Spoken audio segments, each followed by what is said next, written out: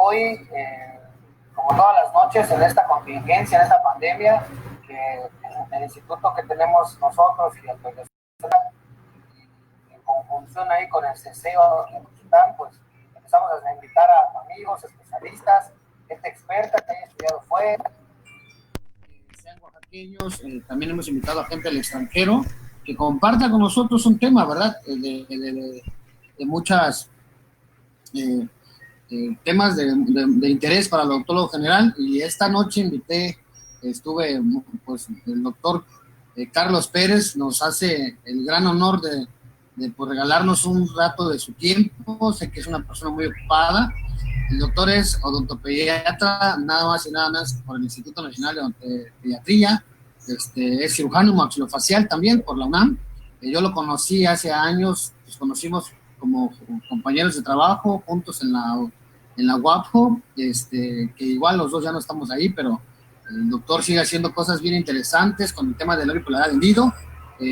Después, Doc, me gustaría que tú ampliaras un poquito más acerca del currículum, que realmente se me hace interesante, porque como te decía hace rato, el tema de la sedación, trabajar como odontólogos con el anestesiólogo general, el médico anestesiólogo, se me hace bien interesante, y que el dentista sepa, te conozca, y bueno, yo sé que ya te conocen, pero podamos nosotros como dentistas luego referir pues con la gente que sabe, ¿verdad? Porque por ejemplo aquí en el Istmo, cuando tengo un niño que quiero que, la otra vez pensé que cualquiera podía sedar, y no, o sea, me mandaron con una doctora que está en Matías. Cuidado. Y, o sea, pero pues eso es la ignorancia. Y yo lo que le digo siempre a mis alumnos es, mejor preguntemos, echemos una llamadita, busquemos al experto, que no nos cuesta nada, y después ya podemos sugerirle a las personas. Así que, Doc, muchas gracias por estar con nosotros esta noche, y pues te agradecemos infinitamente, y los que no se pudieron conectar, síganos por Facebook. Adelante, mi Doc. Gracias, Agus. Oye, pues antes que nada, muchas gracias por la invitación. Ya sabes que al igual que a ti esto me emociona mucho, pues tratar de compartir un poco de lo poco, mucho que podemos ir aprendiendo durante el trayecto. Y pues bueno, pues a final de cuentas, esta parte que tú me estabas, es una parte de un tema que sería una sedación. La verdad es que la sedación de odontología cada vez está cobrando más auge, está teniendo más repercusiones por tipo de pacientes que tenemos, pero bueno, sería en otro tema, en otro momento, ¿no? Para no distarizar mucho de nuestro tema, este tema se llama anestesia, mitos y realidades. Curiosamente lo dejé así, y con algún tiempo que me dejaron dar algunas charlas, me llama mucho esta situación de mitos y realidades. Es que el odontólogo es la persona que más debería de conocer acerca de los anestésicos. Si bien tenemos muchos medicamentos en el armamentarium de un odontólogo, considero que el anestésico local es el medicamento que ocupamos, bueno, pues casi de 100%, ¿no? Independientemente de las actividades que realicemos, pero bueno, es los que más ocupamos. Entonces, deberíamos de estar mucho más familiarizados con este tipo de medicamentos. Y de repente te das cuenta que pues nos apartamos un poquito de esto, lo hacemos un poquito diferente, y bueno, pues por eso es que le quise poner este tema, ¿no? De mitos y realidades en los anestésicos locales. Esperamos que, bueno, sea de mucha productividad para todos nosotros. Yo creo que vamos a despejar algunas dudas, tener un poco más armamentos para poder trabajar con nuestros pacientes, y pues vámonos de llenar esta presentación. Fíjense que curiosamente hablar del dolor, ¿correcto? De esta sensación desagradable producida por un agente de naturaleza nociva, según McBride, pues nos hace saber precisamente qué es lo que más trabajamos el odontólogo. Si bien es cierto, actualmente, y se ve mucho en los congresos, pues hay mucho ya estética dental, y bueno, infinidad de otros temas, un preámbulo para el cual nos gustan nuestros pacientes es por el dolor. Y el dolor no lo podemos contrarrestar si no trabajamos adecuadamente el tipo de anestésicos que nosotros manejamos. Entonces es un buen preámbulo para nosotros. ¿Qué es la anestesia local? Vamos a empezar con esta pequeña pregunta o esta definición, ¿correcto? Extraída de Malamet, que es la pérdida de la sensibilidad de un área circunscrita del cuerpo, ¿correcto? Algo muy importante es que se va a perder la sensibilidad, de igual forma tiene que ser reversible, tiene que ser momentánea, y en eso va a ser el periodo de latencia que tenemos los medicamentos, o inclusive el periodo de efectividad. Pero bueno, me gustó esta plática porque vamos a ir desarrollándole con algunos conceptos y posterior a algunos conceptos vamos a ir metiendo estas pequeñas imágenes que si son mitos o son realidades, ¿no? ¿Cuántos de nosotros nos gustaría encontrar un mito como estos? Entonces yo creo que sí estaríamos muy adecuados, y para que las mujeres que nos acompañen no se sientan, también hay mitos para ustedes, no, no crean que no lo hay, ya vi una sonrisa por allá que es bueno. Las principales situaciones, no sé si se han dado, algunos de sus pacientes llegan diciendo que son alérgicos a los anestésicos locales. Y entonces, pues viendo las preguntas, es un mito que tengamos alergia a los anestésicos locales. ¿Qué nos dice la literatura? ¿Qué debemos encontrar respecto a esta literatura? Si bien es cierto, correcto, sí hay un antecedente de alergia a los anestésicos locales, está dado más hacia los ésteres. Recordar que los medicamentos que nosotros manejamos se dividen en ésteres y amidas, y los que más ocupamos en el área odontológica, casi el 95% de los casos son amidas. Entonces, el éster, como la procaína, sí está directamente ligado a un agente alérgeno, ¿no? Como es su degradación al famoso PABA, ¿no? Al ácido paramagneobexónico. Y este PABA, correcto, sí tiene un componente alérgeno importante. Vamos, por eso es que en ese momento se manejaba. A relación de las amidas, la verdad es que las amidas es casi inexistente, ¿correcto? No con esto quiero decir que no pueda suceder, pero el riesgo es extremadamente menor. Entonces, con esto sí es un mito, una realidad. La verdad es que la mayoría de los pacientes, cuando se dicen alérgicos a los anestésicos locales y tú empiezas a hacer algo que siempre debemos hacer con nosotros, que es la historia clínica, nos dicen que pues les provoca taquicardia, ¿correcto? En otras palabras, que les empieza a palpitar rápido el corazón, que les provoca un poco de mareos o algún otro dato inclusive, ¿no? Que puede estar ligado tanto al simple hecho de estar ante el control dental, ante la inyección que vamos a generar, o inclusive a los medicamentos mismos como los que acompañan a estos anestésicos, que pueden ser un poco la adrenalina, ¿no? Que son efectos esperados y deseados. Entonces, tal cual entonces, una alergia a los anestésicos locales es casi inexistente. Dentro de los cuadros de las amidas, la alergia está más que nada hacia el conservador, que es el bisulfito. Este bisulfito, dentro del cuadro y el cartucho de anestésico, como todos lo conocemos, está dado más que nada predisponente para la conservación de la epinefrina. Entonces, bueno, pues por ahí nos da algunos datos y algunos tips que podemos ocupar, ¿no? ¿Qué es de importancia para todo esto? Ya nos metimos un poquito a la situación de que si son o no son, podemos encontrar alergia a estos medicamentos. Pero bueno, vamos a retomar un poquito más nuestras generalidades y recordar un poco acerca de cómo se empieza a dar este impulso nervioso.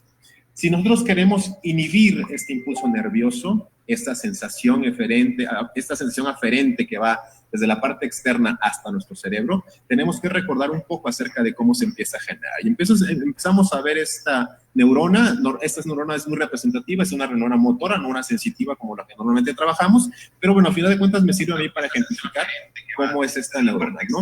¿Qué es lo que tenemos que recordar de esta neurona?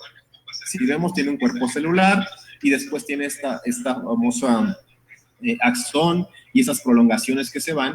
Y bueno, este axón está cubierto por estas famosas vainas, ¿no?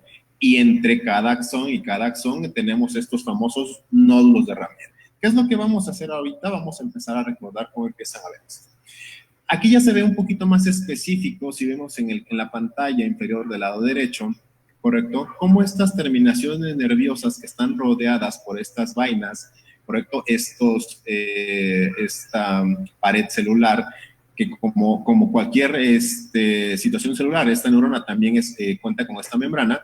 Estas intersecciones que se ven entre cada una de ellas, correcto, conocidas como nódulos de Ramier, es una de las situaciones donde pueden interactuar un poco más los anestésicos. ¿A qué vamos con este tipo de situaciones? Bueno, fíjense bien, este es el axolema o la membrana que recubre a nuestro axón. Y quiero que vean, por favor, cómo está, y esta imagen en tercera dimensión me gusta a mí mucho, la ocupo demasiado para muchas ponencias, porque empezamos a ver que por eso se le llama una bicapa lipídica, que son esas esferas que están en la parte superior, esferas en la parte inferior. Y algo que tenemos que hacer mucho hincapié ¿correcto? Son en estas glicoproteínas integrales de membrana. Vamos a ver, espero que no me da el cursor, pero bueno, aquí en verde, en morado y en naranja, ¿correcto? Vemos que estas proteínas o glicoproteínas integrales de membrana atraviesan toda la pared celular y ojo, estas son muy importantes, inhibir el impulso nervioso.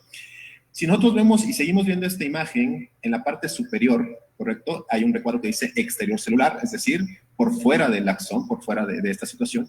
Y en la parte inferior, entonces, quedaría la parte interna. Esta membrana es la que evita, ¿correcto?, que tengamos esa repercusión entre un lado y otro lado. Y precisamente, ¿correcto?, para entender esta imagen un poquito más. Ya le hicimos más pequeña la membrana y ya nos vamos a centrar específicamente en esas estructuras que estamos viendo en pantalla, ¿no? Hay proteínas de transporte.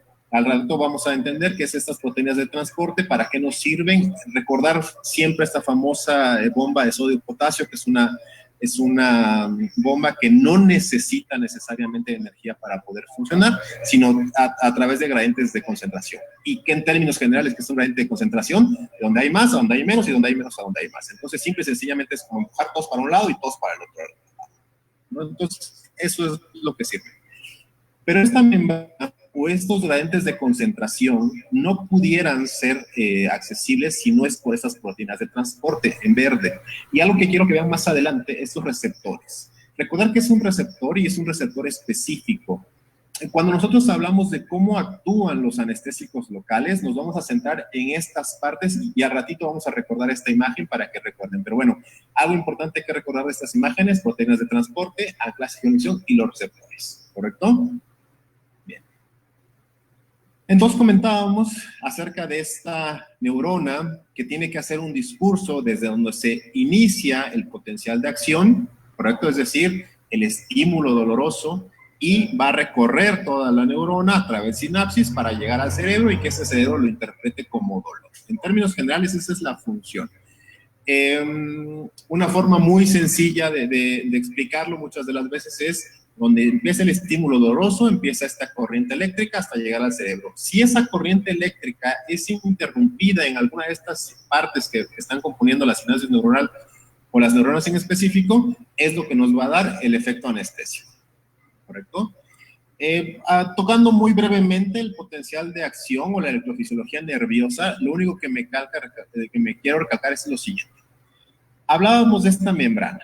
Y esta membrana y este potencial de acción, ¿correcto?, se mide en milivolts.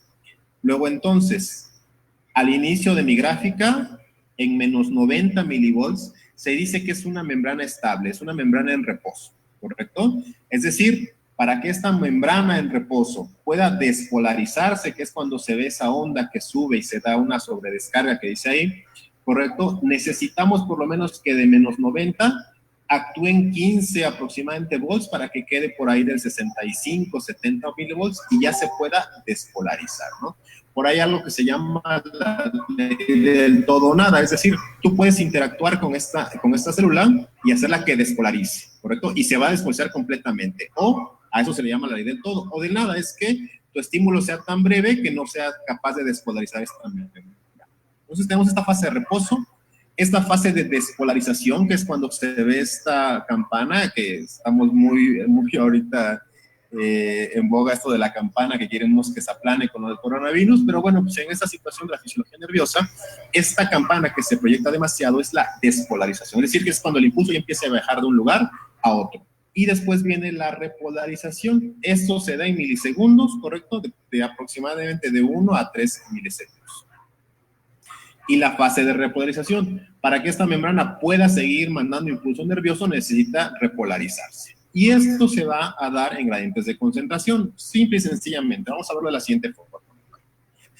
En la membrana en reposo vemos que por fuera tenemos sodio, correcto, en la parte superior de esta imagen tenemos sodio, en la parte interna potasio, algo muy fácil de que yo pueda explicarles. Posteriormente, cuando se empieza a ver esta fase de reposo lenta que se ver que empieza en sodio, correcto, cuando hay un paso que es una fase de dispersión rápida, ingresa mayor el sodio, el potasio de igual forma empieza a salir, y entonces las cargas de las potenciales de membrana intercambian entre ellas de positivo a negativo. Y posteriormente la fase 2 o la reposición, que es la parte final de esta situación, cuando ya se vuelve nuevamente estable. Algo importante es que en la primera fase habíamos comentado que no se necesita energía porque es a través de situaciones de gradientes de concentración, pero en las fases de repolarización ya se necesita energía para que esto pueda sacar todo ese sodio que se encuentra dentro y que se estabilice con el potasio. Pero bueno, ¿qué tenemos que llegar a esto? Miren, a esto es a lo que yo quería llegar. Estas puertas de activación, correcto, que hacen que el sodio entre, que pueda desplazarse el sodio de la parte externa hacia la parte interna, correcto, en cualquiera de esas imágenes, y posteriormente que esa compuerta se cierre, en términos generales, el anestésico local tiene que inhibir alguna de estas partes. Vamos a verlo más adelante.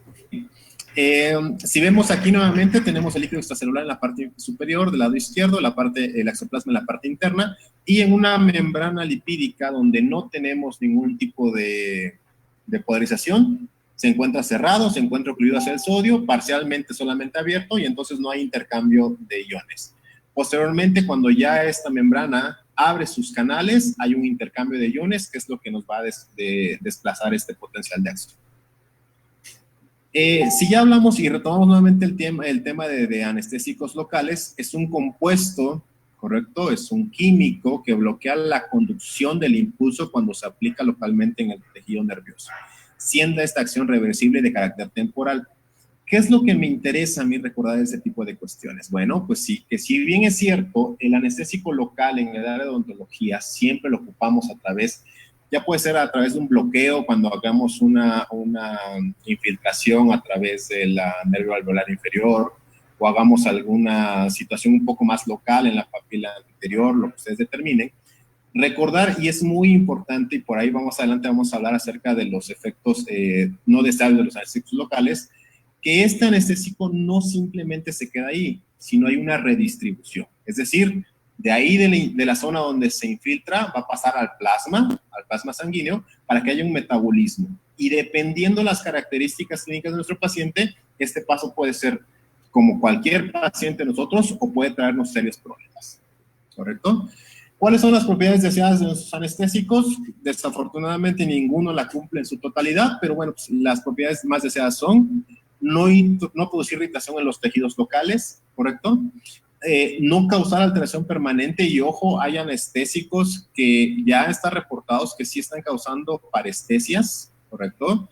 Porque tienen un índice de toxicidad un poco más alto, porque tienen un índice de liposolubilidad mayor, y entonces sí están causando algunos estragos, ¿no? No sé si a ustedes les ha tocado, ojalá no, y se van a acordar un poco de esto, paciente que tú le infiltras un nervio alveolar inferior y que todo curso normal, haces tu operatoria, haces tus cirugías, lo que tengas que hacer, y tiempo después te refiere que sigues sintiendo adormecida, ¿correcto? Entonces, ahí hay varias teorías que más adelante las vamos a ver, pero bueno, una de esas teorías y que debemos de tener en cuenta es que sí, las propiedades de los anestésicos pueden estar alteradas. Baja toxicidad sistémica, eficacia independiente del sitio de aplicación. Ojo, esto es muy importante. El sitio de aplicación consideramos que es uno de los puntos más importantes de esta situación. Si nos alejamos mucho del núcleo, del nervio que queremos anestesiar, bloquear en su defecto, obviamente es cuando entonces el paciente nos refiere, bueno, sí siento anestesiado la parte de atrás, doctor, pero la verdad es que la lengua la siento normal, la mejilla la siento normal, y haces operatorias, lo que sea, y el paciente tiene dolor. Entonces hay que tener cuidado con ese tipo de situaciones. Inicio de acción rápida. Nuestros anestésicos en odontología, recordar que no nada más los odontólogos ocupamos anestésicos, el área médica en general ocupa muchos anestésicos, los anestesiólogos obviamente, y ellos ocupan inicios de acción a veces un poquito más lentos. No por otra cosa, sino simplemente porque tienen inicios de acción más lentos, pero su periodo, correcto, de vida media es mucho más largo. Si, por ejemplo, nosotros necesitamos atender a un paciente, y yo lo he visto mucho, y mi paciente, correcto, la clínica, contesto desde WhatsApp, y después, correcto, voy a atención, ¿no? O sea, simplemente era como para hacer el tiempo, ¿no? Para que entendamos que hago un tiempo necesario, que es un periodo de latencia. ¿Qué es la latencia? Es el tiempo en el que yo infiltro mi medicamento y voy a tener el efecto deseado. Muy bien. ¿A qué me digo esto? De que, bueno, pues mis pacientes entonces van a reportar menor dolor o no dolor, porque dejé efectuar este periodo. Pero de igual forma, yo necesito que cuando mi consulta odontológica termine, pues el efecto anestésico haya pasado, ¿no? Aproximadamente 60, 90 minutos después ya ha pasado. Con los anestésicos de acciones un poquito más lentas y que duren más, el efecto anestésico puede durar 3 o 4 horas, una bupivacaína, anestésicos que ocupan para la parte de la cesárea. Las mujeres que han tenido este tipo de intervenciones, pues tienen un efecto anestésico mucho mayor, ¿no? Pero bueno, yo no quiero que mi paciente en boca tenga un efecto por 4 o 5 horas. Si ya con esto tenemos aftas por traumatismos después de esto, bueno, pues no quiero saber qué más pasaría, ¿no? Y más en los niños, hablando un poquito de la odontopediatría, ¿no? Entonces, por eso es que determinamos qué tipo de anestésico para mi tipo de procedimiento, ¿correcto? Tiempo de duración adecuado, es lo que estábamos hablando. Bien, bien, para que no nos perdamos de esto, de la plática en general, mitos contra realidad, correcto, por ahí ya, creo que ya dijeron que ya están aceptados los ovnis, ¿no? Pero bueno, vamos a ver. ¿Existen contraindicaciones de anestésicos locales? Aquí esto es la vez que es una interrogante que siempre cuando estamos en pregrado, ya después cuando salimos y vamos a posgrado y todo lo demás, ocupamos a veces indiscriminadamente los anestésicos y bueno, pues existen contraindicaciones o no. Las contraindicaciones normalmente son absolutas y relativas, ¿correcto? Como contraindicaciones absolutas tenemos alergia documentada, es lo que les comentaba. Si hay un muy poco porcentaje de pacientes que tienen estas condiciones, bueno, pues hay que documentarlo. Y entonces tenemos una alergia documentada a anestésico local, es una contraindicación absoluta. Alergia al bisulfito, bueno, pues habrá que ver, ¿no? ¿Qué otro tipo de situaciones? ¿Qué otras contraindicaciones relativas? Recordar que nuestro medicamento, a pesar de que es un anestésico de forma local, a través de su metabolismo va a pasar a la vía y al torrente sanguíneo. Y ya después, dependiendo del medicamento que ocupemos, si es esteroamidas, bueno, voy a enfocar más a las amidas, que es lo que más ocupamos, nos vamos a dar cuenta que hay un metabolismo a través del hígado y una excreción renal. Luego, entonces, si mis pacientes son que tienen alguna patología hepática, entonces habrá que disminuir la cantidad de medicamento porque no lo van a poder metabolizar. Y el aumento de metabolitos que empiecen a transcurrir por el plasma nos puede dar toxicidad. Entonces hay que tener ese tema. Y luego la excreción, pues a través de cuenta renal, ¿no? Entonces hay que tener estas contraindicaciones relativas muy, muy puntuales. Alergia al bisulfito, si recordamos, hace rato comentábamos que el bisulfito es añadido para solventar el vasoconstrictor. Y entonces aquí tenemos algunas cuestiones importantes. Si es alérgica documentada a algún agente anestésico específico, pues bueno, la opción sería utilizar un anestésico local diferente.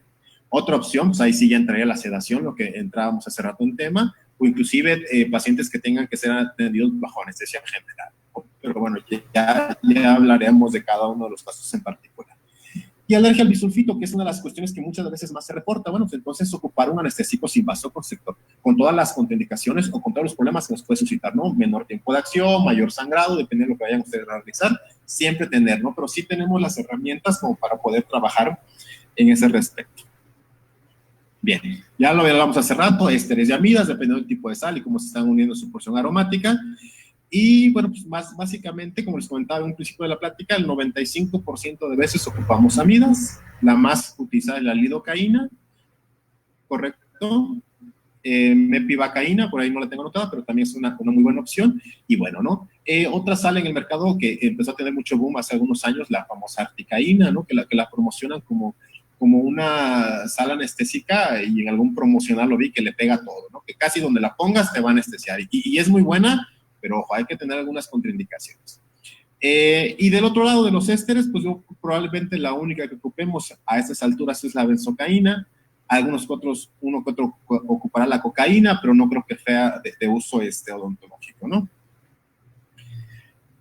Mecanismos de acción, ¿qué es lo que nosotros queremos generar con estos anestésicos? Bueno, pues atraer el potencial de reposo básico de la membrana. ¿Se acuerdan de esta curva que estábamos viendo? De esos menos 90 milivolts. Bueno, tenemos que alterarlo para que cuando yo haga mi efecto anestésico, lo reporta la literatura muy sencillo, ¿no? Imagínense que ustedes ahorita toman una hoja de bisturí, ¿correcto? Hacen una incisión en nuestro paciente. sin anestésico, ¿qué va a pasar? Pues obviamente va a generar dolor. Si nuestro potencial de acción de reposo básico lo podemos hacer mucho más abajo, ¿correcto? Alternar el valor de activación, disminuir la velocidad de despodriación y prolongando la velocidad de repodriación, es decir, todos estos factores los podemos conceder a la membrana nerviosa.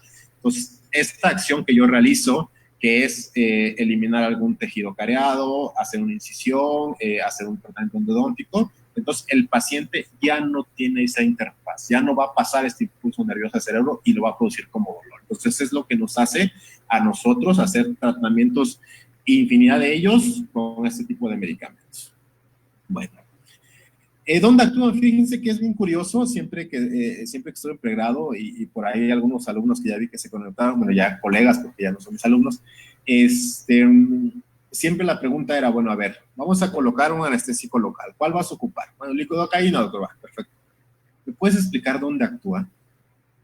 Y todos nos quedamos así como que ¿dónde actúa? O sea, ¿cómo hace? ¿Por qué hace? ¿Qué es lo que hace?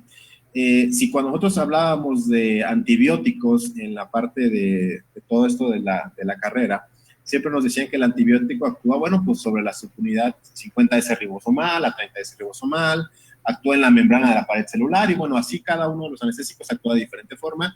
¿Dónde actúan los anestésicos? Bueno, pues entonces empezaron a haber teorías y todavía son teorías, imaginemos esto, ¿no? Entonces, la primera teoría que salió es la de la acetilcolina como un neurotransmisor, ¿correcto? Que comentaban que el anestésico local interfería en la acetilcolina. Pero bueno, se dieron cuenta que no es la forma adecuada de ver esa situación. La acetilcolina como tal, como un neurotransmisor, pero no tanto en la transcripción del impulso nervioso. Entonces, nada que ver. Desplazamiento del calcio. ¿Se acuerdan de esta curva que veíamos al principio donde decíamos que entra sodio, sale potasio? Bueno, pues esta meseta que hace en la parte de arriba está indicada por el calcio, los canales lentos de calcio.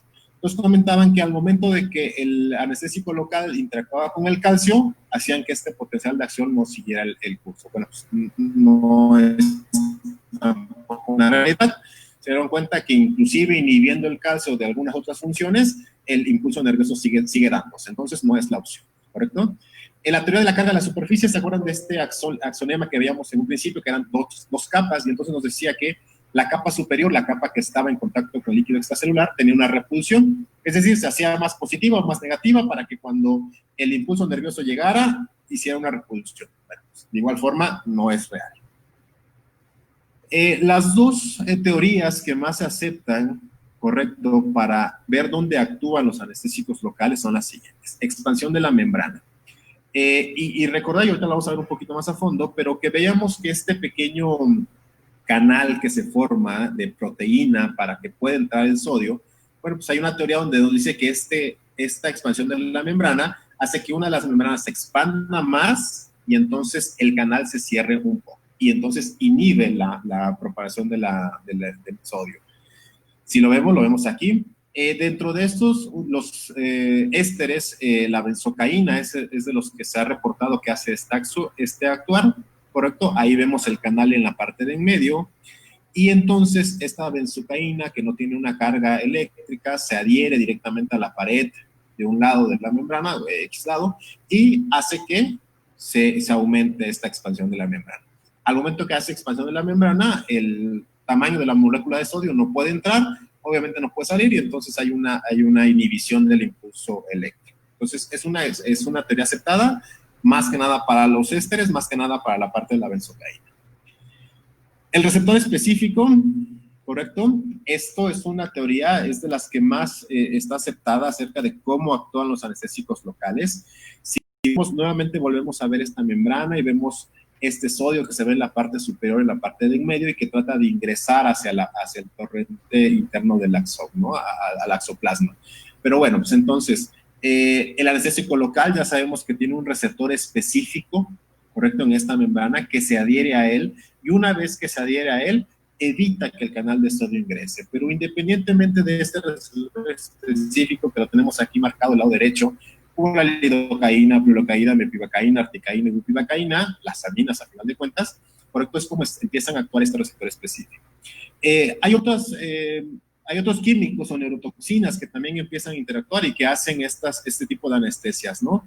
algunos texoides, como lo vemos marcados como en el RT de color morado en el lado del lado izquierdo, como el veneno de escorpión o veneno de serpientes, ¿no? Que también ellos interactúan en el exoplasma cerrando las compuertas. Entonces son diferentes puntos donde podemos trabajar con esta situación del anestésico local.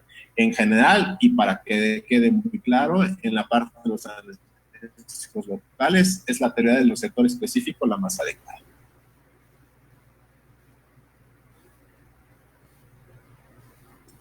A ver.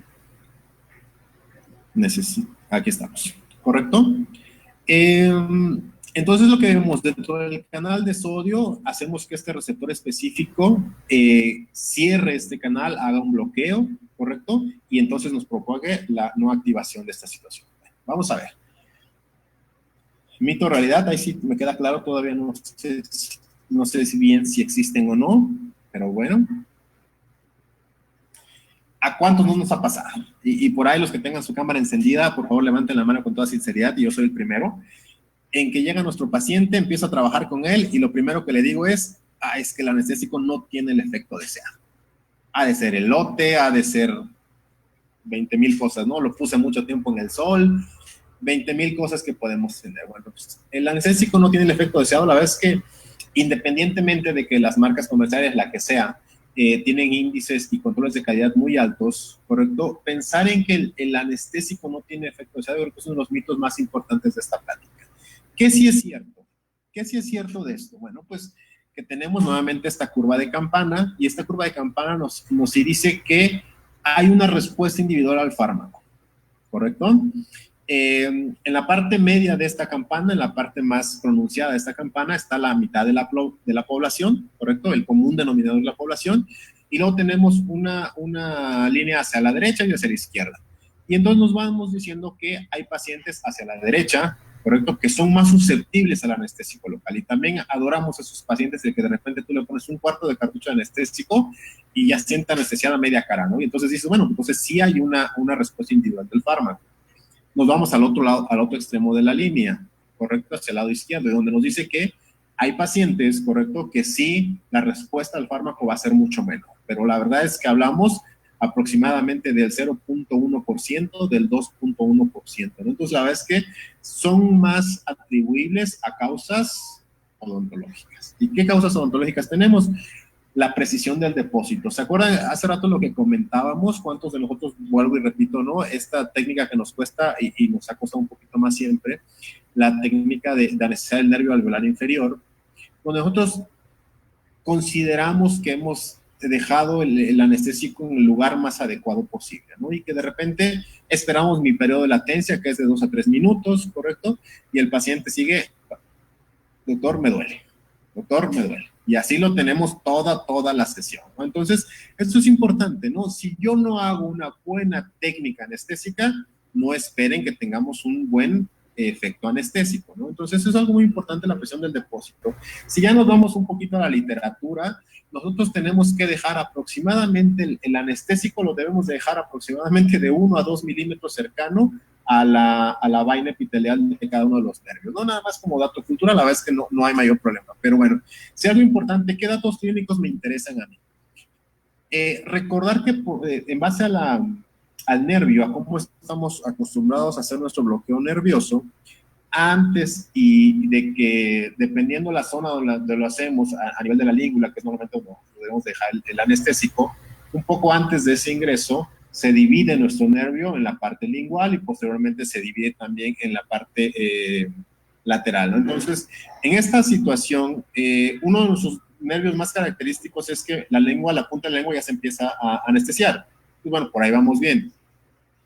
Pero si tenemos esta anestesia en la parte lingual, pero le pregunto a mi paciente y el labio no está anestesiado, la parte inferior no está anestesiada, pues entonces quiere decir que me fui muy para atrás o muy hacia arriba. Y entonces hay que empezar a ver esta situación de la precisión del depósito, ¿no? Para poder anestesiar ese bucal largo y ese bucal corto que siempre nos está dando un poquito de mayores presiones. Pero bueno, variaciones anatómicas, claro que las hay también en un poco índice, pero las hay donde hay pacientes con variaciones anatómicas que, bueno, pues tenemos estas condiciones de que tenemos que mover un poquito nuestro sitio de aplicación. Fíjense que como dato curioso a esas dos situaciones de variaciones anatómicas, ahora que hablemos de cirugía bucal y maxilofacial, en algunos de nuestros pacientes se nos presenta el caso precisamente de que tienen parestesia lingual después de un procedimiento de cirugía, ¿no? Y pues va dedicado a 2 o 3 cosas, ¿no? Uno, qué tanto trauma causemos, a final de cuentas, si nos fuimos a la pared lingual o no. Y otro término de esta situación está la variación anatómica. El nervio lingual, que normalmente se debe transcurrir a través de la pared interna de la rama mandibular, muchas de las veces transcurre a través de la parte superior, ahí donde hacemos la incisión del tercer molar. Entonces, pues hay que tener este cuidadito, nada más como brevario cultural. Correcto, el tipo de inyección que vayamos a generar también es una situación que nos va a dar estos efectos anestésicos. ¿Sale?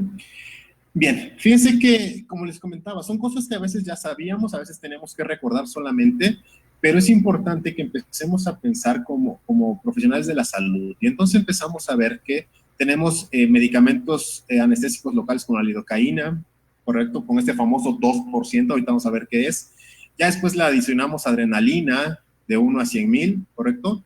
Mepivacaína y articaína. Pues bueno, pues estas situaciones del 2%, 3%, 4% nos indican el porcentaje de medicamento o de soluto que vamos a tener en la solución anestésica. En términos muy generales, por cada mililitro de lidocaína al 2%, vamos a tener en cada mililitro 20 miligramos, ¿correcto?, de solución anestésica. Y esto por ahí nos vamos a ir más adelante, cómo vamos a empezar a hacer la dosificación.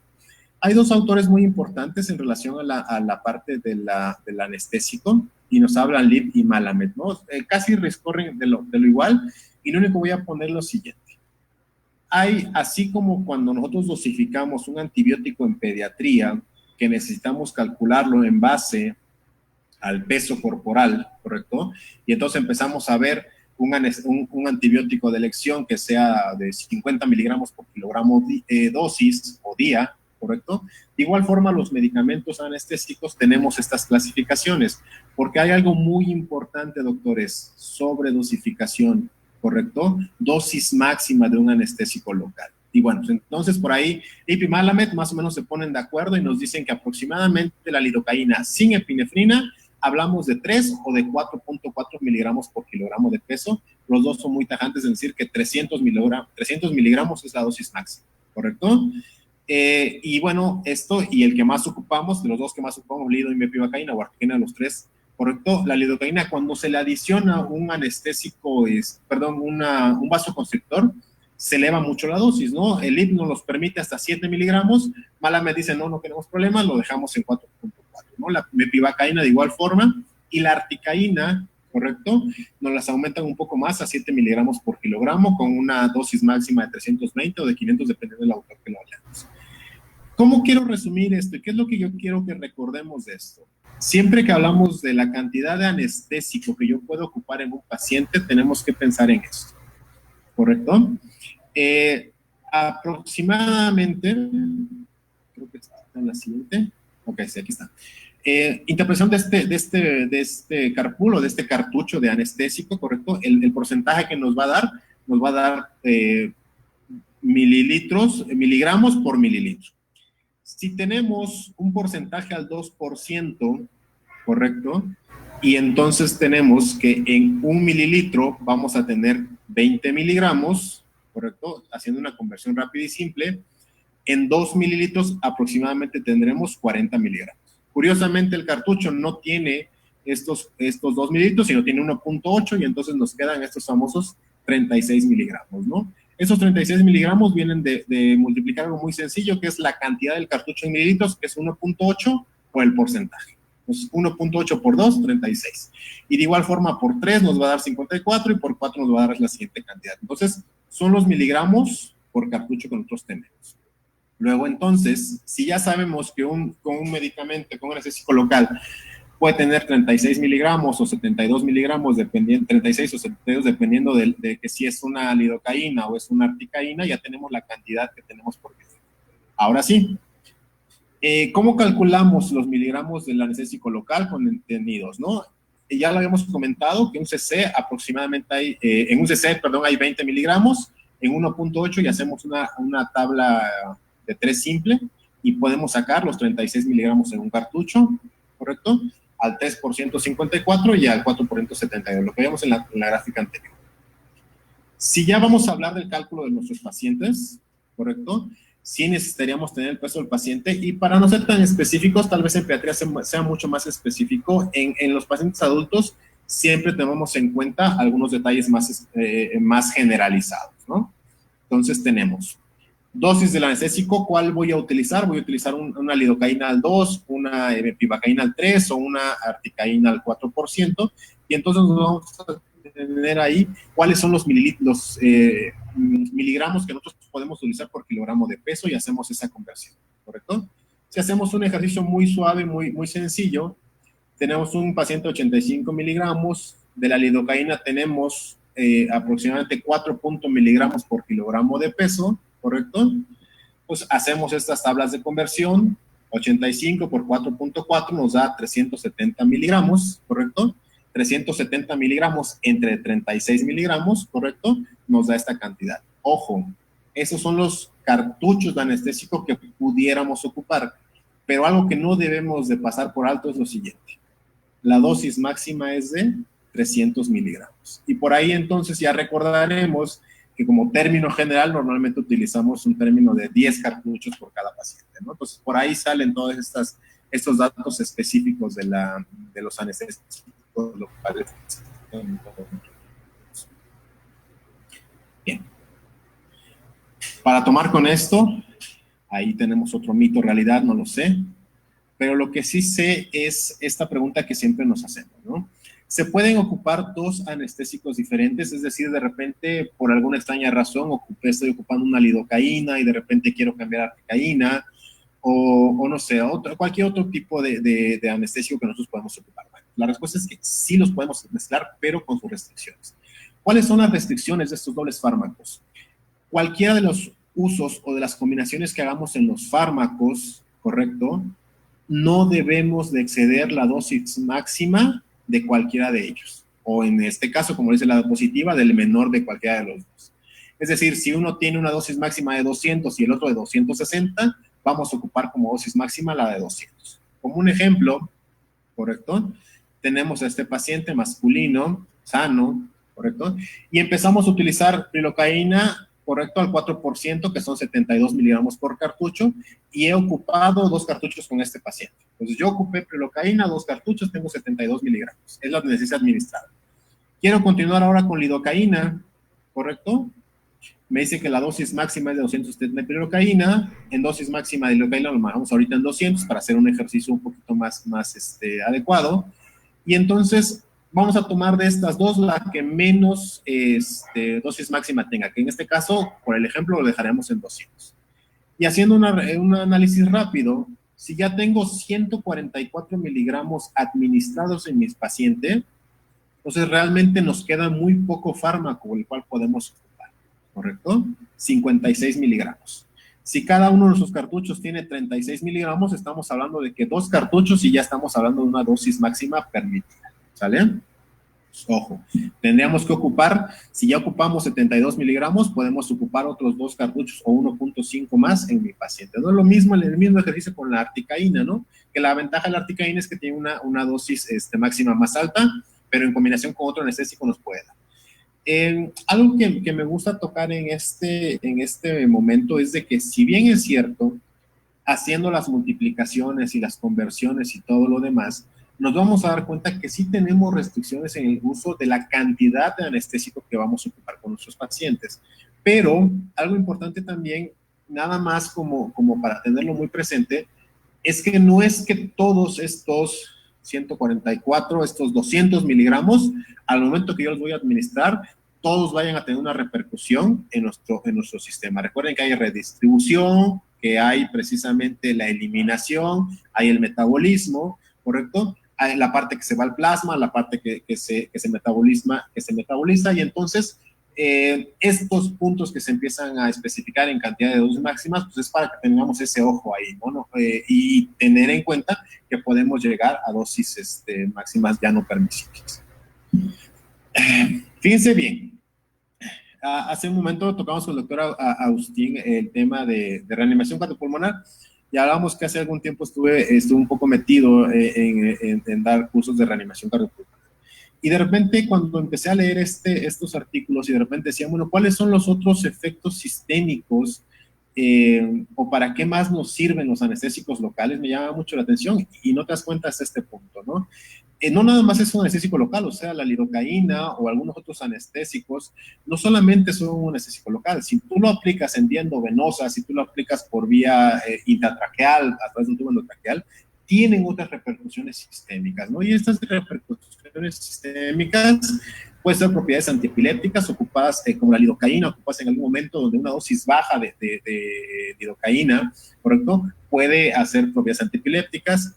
Analgesia, si se administra a través del torrente sanguíneo, correcto, una dosis específica, podemos tener dosis analgésicas para nuestros pacientes, correcto. Elevación del estado de ánimo, fíjense que se me llama mucho la atención porque de repente dice, ¿cómo de repente un agente anestésico me puede dar alteraciones del estado de ánimo? Pero de repente piensas en la lidocaína, pero si nos vamos a los ésteres y piensas en la cocaína, bueno, pues entonces ya lo entendemos un poquito más, ¿no? Entonces sí hay situaciones que dependiendo de cuál vayamos a ocupar, podemos intercambiar mucho. Otros efectos sistémicos, acción directa sobre el miocardio, muy bien, la lidocaína y algunos otros amidas, ¿correcto?, pueden deprimir al miocardio si se administran sobre la parte dentro de un vaso sanguíneo o, ojo, inclusive, recordar, no nada más es que yo le infiltro y que mis jeringas actuales de anestesia me den un retorno inmediato por si estamos infiltrando algún gran vaso o no, pero también la redistribución, también recordar que esta parte que yo administré, que no obtuve sangre, lo que sea, y la puse en alguna zona local, va a pasar a la parte plasmática, y esa parte plasmática sí o sí va a llegar al corazón. Entonces, tenemos ahí acción directa sobre el músculo cardíaco, ¿no? Y acción sobre la vasculatura periférica. ¿Por qué le adicionamos un vasoconstrictor a nuestros anestésicos locales? Simple y sencillamente porque la acción sobre la vasculatura periférica de un anestésico local en sí, o per se, es vasodilatación. Entonces, todo esto es lo que nosotros generamos cuando administramos un anestésico local, ¿sale? Por ahí hablar de piratas, otra situación muy bonita, muy amena, lo dejamos como mito de realidad, ¿correcto? La dosis máxima cambia según el tipo de paciente. Bueno, pues aquí la literatura nos explica algo muy importante, ¿correcto? La dosis máxima del fármaco calculado deben reducirse siempre que las personas debilitadas, ancianas o con compromiso médico. Desafortunadamente, y lo veíamos hace rato, las personas ancianas ya también tienen problemas renales, pueden tener problemas hepáticos, ¿correcto? Y esto hace que el metabolismo que nosotros queremos generar sobre nuestros pacientes, pues demerite más este manejo, ¿no? Entonces, siempre es importante medir un poquito, disminuir las dosis de concentraciones para estos pacientes y obviamente aplicar el menos medicamento para nuestros pacientes. En esta parte, correcto, de la farmacología de los vasoconstrictores, tenemos que nosotros adicionamos o utilizamos mucho, casi igual el 90% de las veces, algún agente anestésico aunado a un vasoconstrictor. Y esto tiene su razón de ser, ¿no? Esto tiene su razón de ser en la reducción del flujo sanguíneo. ¿Para qué me va a ayudar a que yo tenga la reducción del flujo sanguíneo? Normalmente para dos cosas. La primera es para que mi agente anestésico, ¿correcto?, tenga mucho mayor tiempo de duración en la zona donde lo estoy aplicando. Si de por sí un agente anestésico va a ser vasodilatador, es decir, yo lo administro sin vasoconstrictor, se va a vasodilatar los vasos y entonces el torrente sanguíneo pues va a eliminar más rápidamente el efecto anestésico. Si yo auno un vasoconstrictor, pues entonces voy a tenerlos al contrario, no voy a permanecer, que tenga mayor periodo de permanencia en ese sitio. Y algo también muy importante, que sea mucho más difícil que se vaya al plasma sanguíneo, ¿no? Que no tengamos esa transcursión hacia otros órganos o sistemas y que tengamos repercusiones como ya las habíamos mencionado con anterioridad. Entonces, sí es algo muy, muy importante.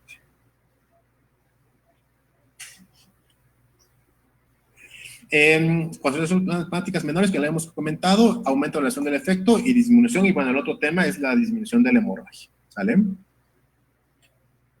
En términos generales, y no quiero entrar mucho en este tema, pero existen 3 categorías de estos medicamentos que son para vasoconstricción, de acción directa, que es uno de los que nosotros ocupamos, de acción indirecta, que descargan norepinefrina a través de terminaciones nerviosas adrenérgicas, y fármacos de acción mixta, ¿no? ¿Cuáles es los que nosotros más ocupamos? Pues la epinefrina, que es exactamente lo mismo que la adrenalina, ¿no? Algún otro medicamento que se ocupe en acción odontológica es muy poco. La fenilefrina se ocupó en algún momento con este famoso citanés como caprecin, ¿correcto? Y probablemente en la acción mixta, pues la efedrina, que probablemente sea uno de los medicamentos que pues, a nivel de cirugía maxilofacial se puede ocupar para cubrir algún problema de tipo nasal, ¿no? Pero bueno, esa es la situación que nosotros vemos. Ahora, rápidamente, quiero que vean este cuadro, no quiero que, solamente vamos a analizarlo, no se me preocupen de mucho. La concentración del agente vasoconstrictor es muy importante. ¿Por qué? Esta concentración en relación a la dilución nos empieza a determinar para qué va a ser su uso. Una relación de 1 a 1000, ¿correcto? Es decir, 1 miligramo por cada mililitro de esta solución, ¿correcto? No es para uso odontológico. Si ustedes se dan cuenta, en este recuadro, los 3 primeros recuadros que dice microgramos por cartucho no están especificados porque no son de uso odontológico.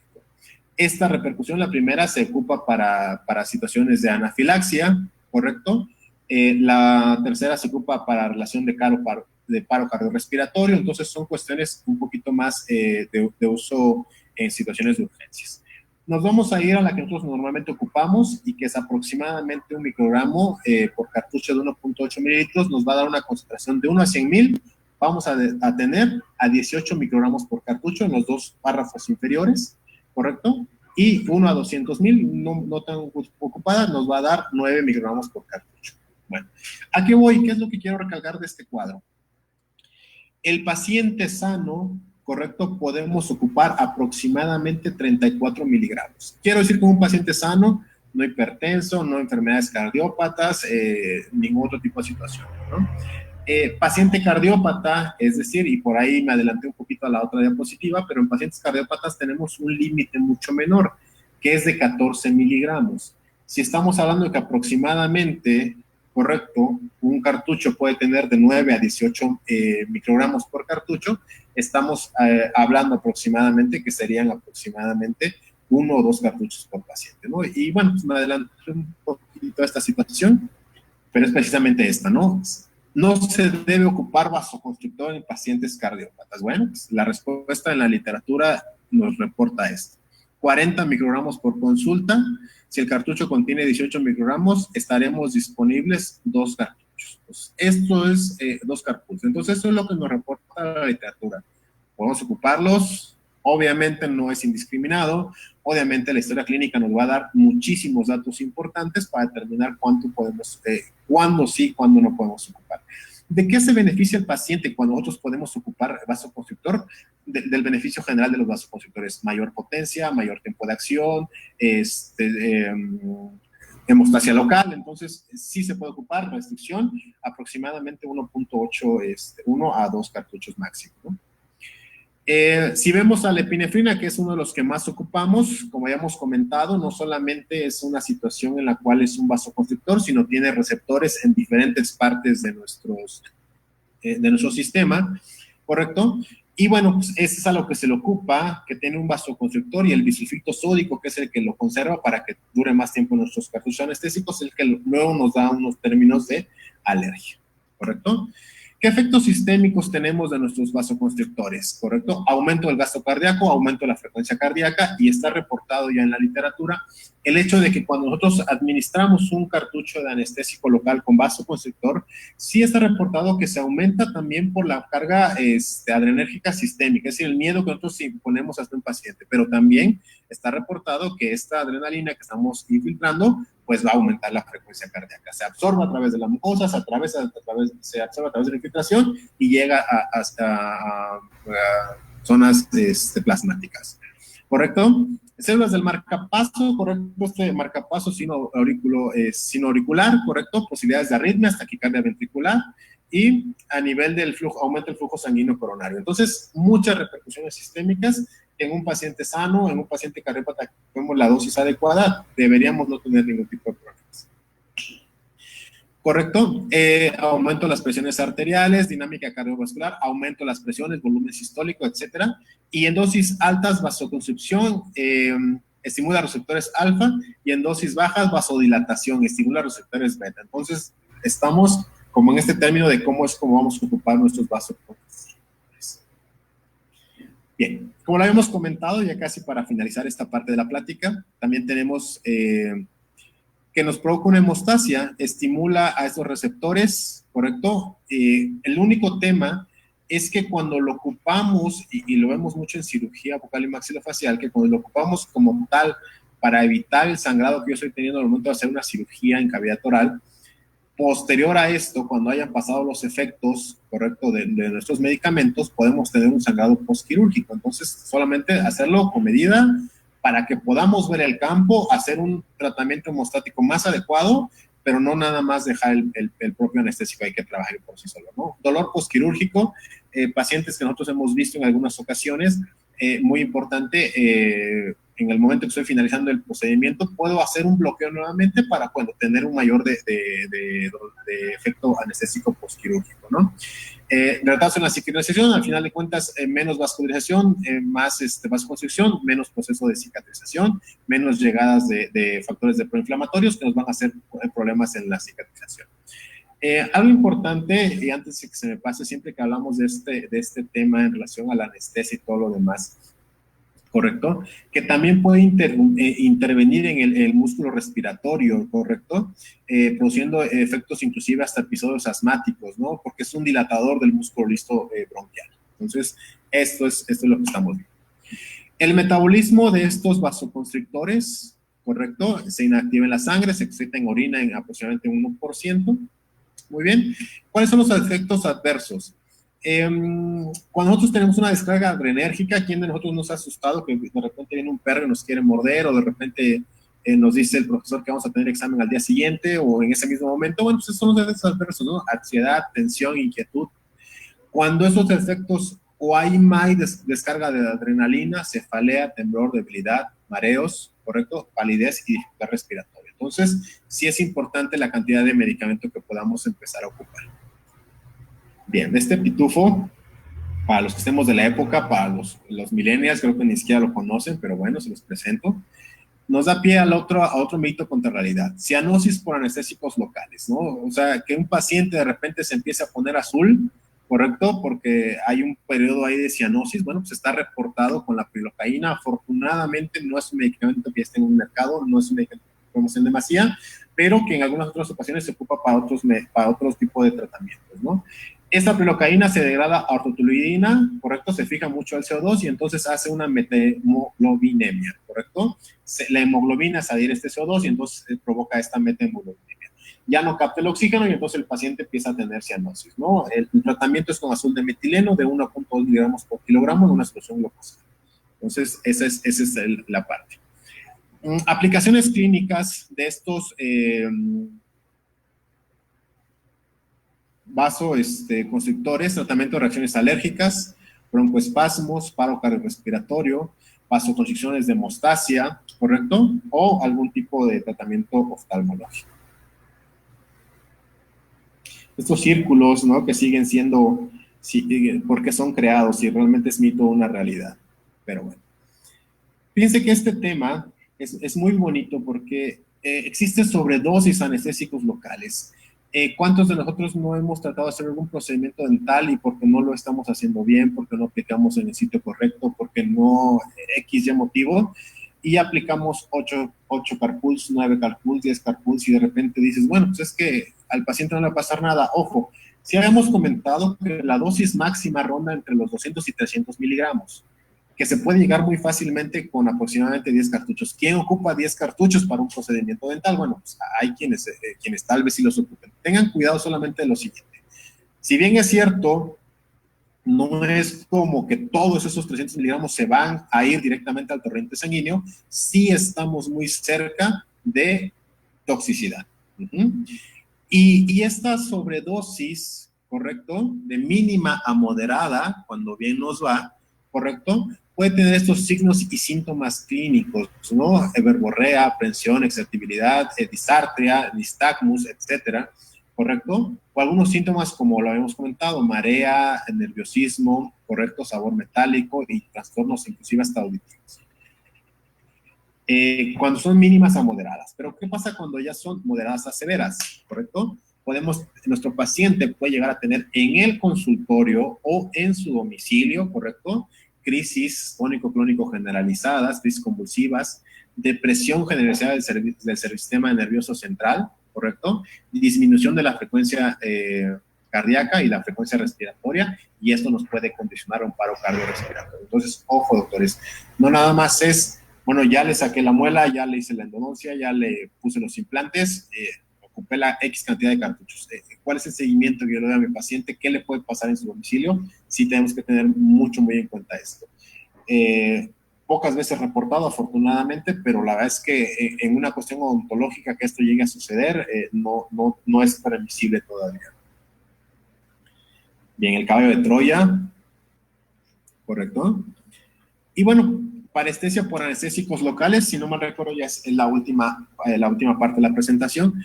Esta parestesia por anestésicos locales sí está reportada. Desafortunadamente, los que la están reportando más es articaína y prilocaína. Prilocaína casi no se ocupa, pero nos quedamos con articaína, ¿no? Sí es cierto que es un medicamento excelentemente bueno. Lo ocupo yo poco por estas condiciones, ya cada quien dictará su juicio clínico. Es un medicamento muy bueno porque al tener una alta liposolidad tiene mayor latencia, ¿correcto? Tiene menor latencia, pero tiene mayor efecto. Por eso es que comentamos hace un momento que el anestésico le pega todo, porque lo puedes poner un poco más lejano del sitio de inyección ideal y por cómo va a atravesar la membrana va a llegar al sitio de acción. Entonces eso es algo muy bueno para los odontólogos, porque sí o sí lo anestesiamos. Pero no me gustaría que después de la anestesia, 2 o 3 días después, el paciente tenga todavía esta parestesia. Algunos reportes de la literatura nos han dicho que es transitorio y algunos no tanto, ¿no? Pero simple y sencillamente, aunque sea transitorio, ya es un tema importante para nosotros. ¿Sale? ¿Qué otras causas están determinadas? Contaminación de la solución, puede estar contaminada, hay que tener cuidado con esto. Trauma directo por la aguja, ya también se ha reportado, todos desde un principio que habíamos comentado que cada infiltración de anestésico tenemos que ocupar una aguja diferente, pocos lo hacemos, pocos lo hacen, y entonces ese es un tema muy importante, ¿no? Al momento de que ya una aguja ha entrado en contacto con la mucosa y muchas de las técnicas nos hacen que toquemos periostro y toquemos hueso, pues obviamente micrométricamente ya esa aguja ya tiene una forma totalmente de un garfio en lugar de una punta totalmente adecuada, ¿no? Y pues tratarme de las hemorragias que nos hacen aumento del edema en la zona que estamos localizada. Este aumento del edema nos hace una hipoxia tisular y esa hipoxia tisular nos va a condicionar a daño nervioso. ¿Correcto? Bien, pues yo creo que hasta aquí la plática, doctores. Esto fue hace unos, no sé, como 40 o 60 kilos en nuestra universidad, de la mayoría de los que hemos atendido, ¿no? La famosa Universidad Autónoma de Juárez de Oaxaca, ¿correcto? Ahí en el Nacional de Pediatría, por si alguien les pregunta quién es el dentista de Superman, ya le pueden decir que estuvieron una tarde con él, entonces por favor se los presento, ¿correcto? Y pues bueno, ¿no? Muchas tardes muy felices con todos nuestros compañeros, por ahí nada sea para que lo recordáramos, y pues bueno, pues quedo muy a sus órdenes. Mi querido Agustín, pues te dejo ahí la pantalla para que me digan si hay algún punto de discusión, alguna duda que tengamos, la podemos ampliar más o tratar de resolverla. Claro que sí, Doc. ¿Alguna plática, doctores?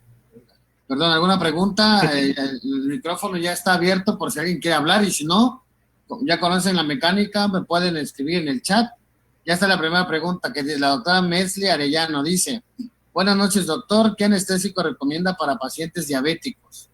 Mira, qué buena pregunta. Fíjate que que leyendo la literatura, sí hay algunas contraindicaciones para el paciente cardiópata. Para el paciente diabético, la verdad es que la literatura no te reporta que tengas que hacer algún cambio específico, ¿no? Sí tendrías que ver la concomitante si tiene algún problema que la diabetes le condicione algún problema hepático o renal, y ahí sí disminuir la dosis. Pero en general pudiéramos ocupar el de elección que nosotros tengamos. No hay una restricción específica para el anestésico para estos pacientes. Perfecto. Dice, otra pregunta, el doctor Alan Marcos Ruiz Orozco.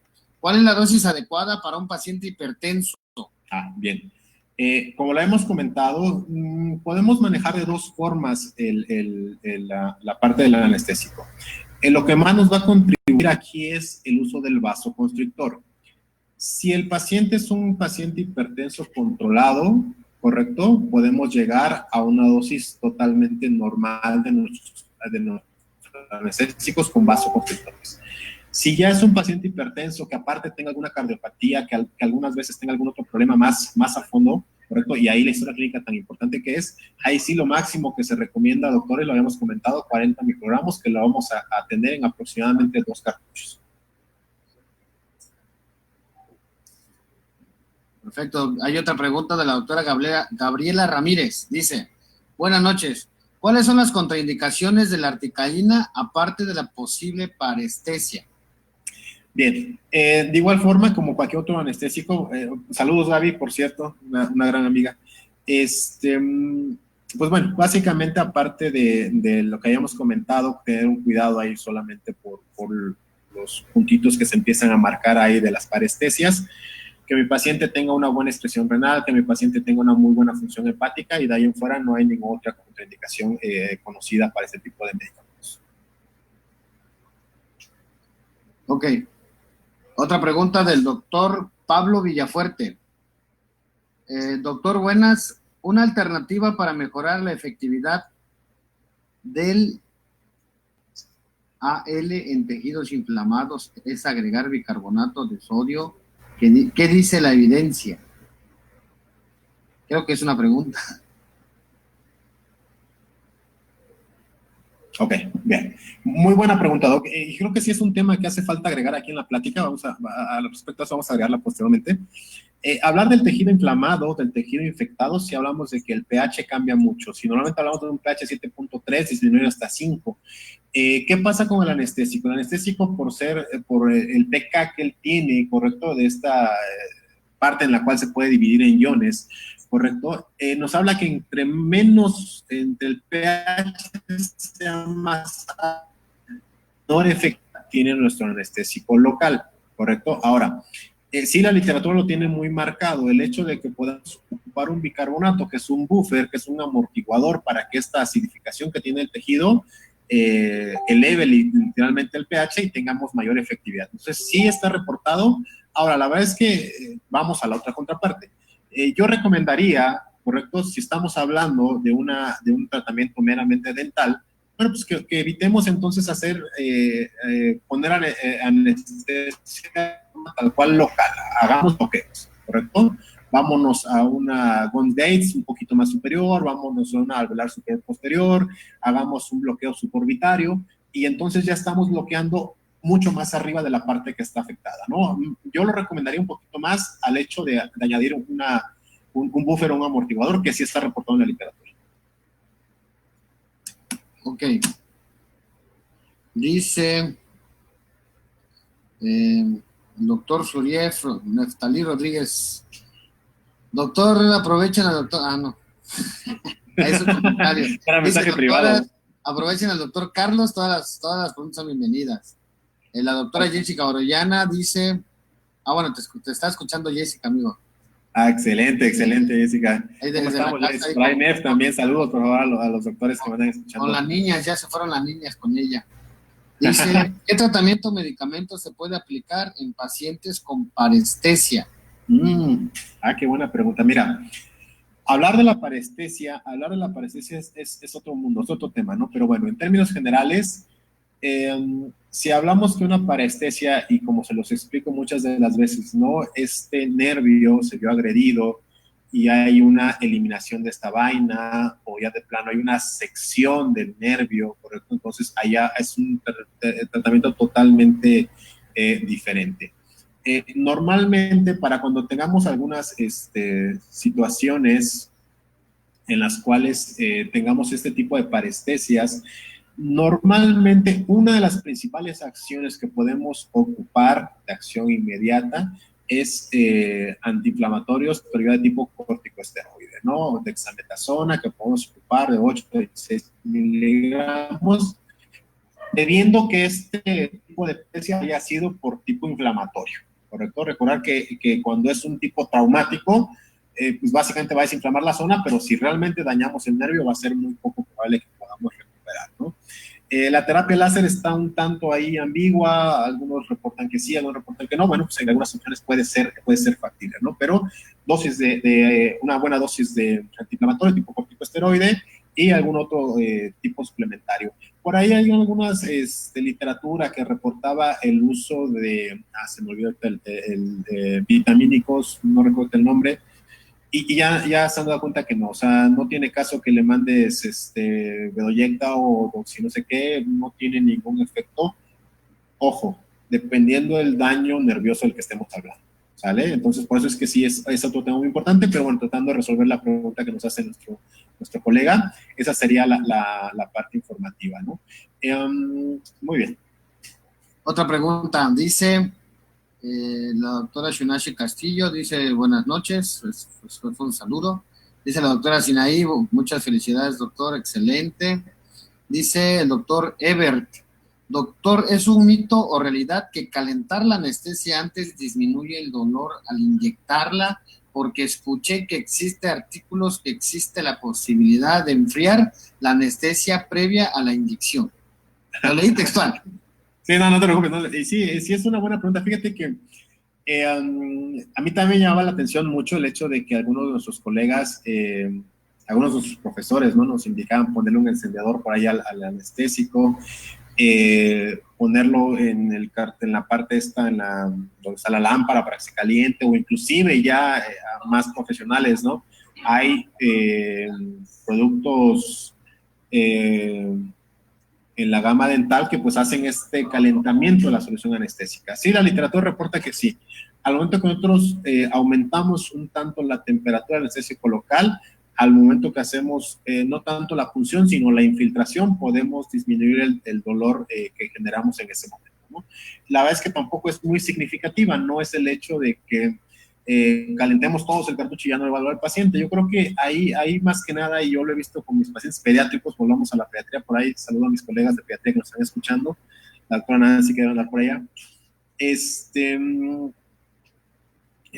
Si nos hemos dado cuenta, con nuestros pacientes, hacemos la punción con uso o no uso de anestesia tópica, que normalmente se recomienda más en pacientes pediátricos, pero lo que nos va, la anestesia tópica, lo que nos va a hacer es la mucosa aproximadamente de 0.1 a 0.2 milímetros es lo que nos va a anestesiar. O sea, realmente lo que va realmente a bloquear eso es la punción, nada más. Ya que hemos ingresado a la zona de dilución del medicamento, hacerlo de forma lenta. Si nosotros vemos la mucosa oral y si nos vamos a la mucosa palatina, imaginemos que de repente nos insertan una aguja en la mucosa palatina y nos dejan caer un chorro de agua, independientemente de que sea o no anestésico local, simple y sencillamente esa disección nos va a hacer esa toma de dolor, ¿no? Entonces, sí, está reportado, el calentamiento hace una disminución de que cuando se haga esta infiltración haya menor dolor. Si la unas a esto un poquito de anestésico tópico y la anudas a esto te tomes tu tiempo para hacer la infiltración, para que vayan a hacer esta dirección lo más lenta posible, la verdad es que vamos a tener muchos mejores resultados. Ok, doctor. La siguiente pregunta es del doctor Helio Martínez. Mira qué gusto que está Helio por acá. Saludos, Helio. Doctor Carlos, ¿qué anestésicos podemos combinar para poder lograr una anestesia más profunda? ¿Y cuál administraría primero? Bien. La verdad es que la literatura nos reporta que cualquiera de nuestros anestésicos, aplicándolos en el sitio adecuado, podemos tener un muy buen componente anestésico. Si ya estamos hablando de que hay medicamentos que tienen mayor concentración como la articaína, ahí es el volado que siempre nos hacemos, ¿no? La verdad es que es un excelente anestésico, excelente anestésico. Yo particularmente lo ocupo muy poco, por lo reportado en la literatura, no quiero que esto me pase, pero es una muy buena opción, ¿no? Ocupar primero una articaína y, bueno, primero, empezar con una mepivacaína y ya dependiendo del efecto anestésico, aumentar con una articaína. Sería una cuestión que yo pudiera ocupar en una forma muy particular. Aunque sí es muy recomendable decir que en el 99% de los casos, con un solo anestésico, de una sola familia anestésica, podemos ocupar y tener el efecto deseado. Aunando más a esta pregunta, fíjense que tenía yo, en un principio ocupaba 100% lidocaína, aparte de que tenemos un tema nosotros como ontólogos, que es la más barata, entonces eso es muy padre. Y de repente me empecé a dar cuenta que en mis cirugías empezaba yo a tener pacientes que se quejaban de dolor. Abro este paréntesis porque la verdad es que siempre que hablemos de nuestros pacientes, los doctores, tratemos de no generarles dolor, ¿no? Si tenemos más armamentos, más cosas que podamos interactuar con ellos, la verdad es que todo el mundo... pero bueno, retomando esto, ¿no? Entonces yo trabajaba el 100% con lidocaína. De repente en mis manos me di cuenta que ya mi paciente se empezaba a quejar un poco del dolor en el operatorio como tal, que se quejó de dolor, entonces decidí cambiar a mepivacaína y la verdad es que la ocupo ahorita en el 99.9% de mis pacientes, ¿no? Mepivacaína, a menos que tengamos alguna indicación médica o alguna otra situación por ahí de compromiso sistémico, es la que normalmente ocupo. Y pues si no estoy mal y por ahí algunos compañeros, colegas que me han visto trabajar, creo que en la mayoría de los casos el paciente no se queja de dolor. Retomando la pediatría, que también es una parte de mi formación muy, muy buena, y dándoles un tips a todos, es muy importante.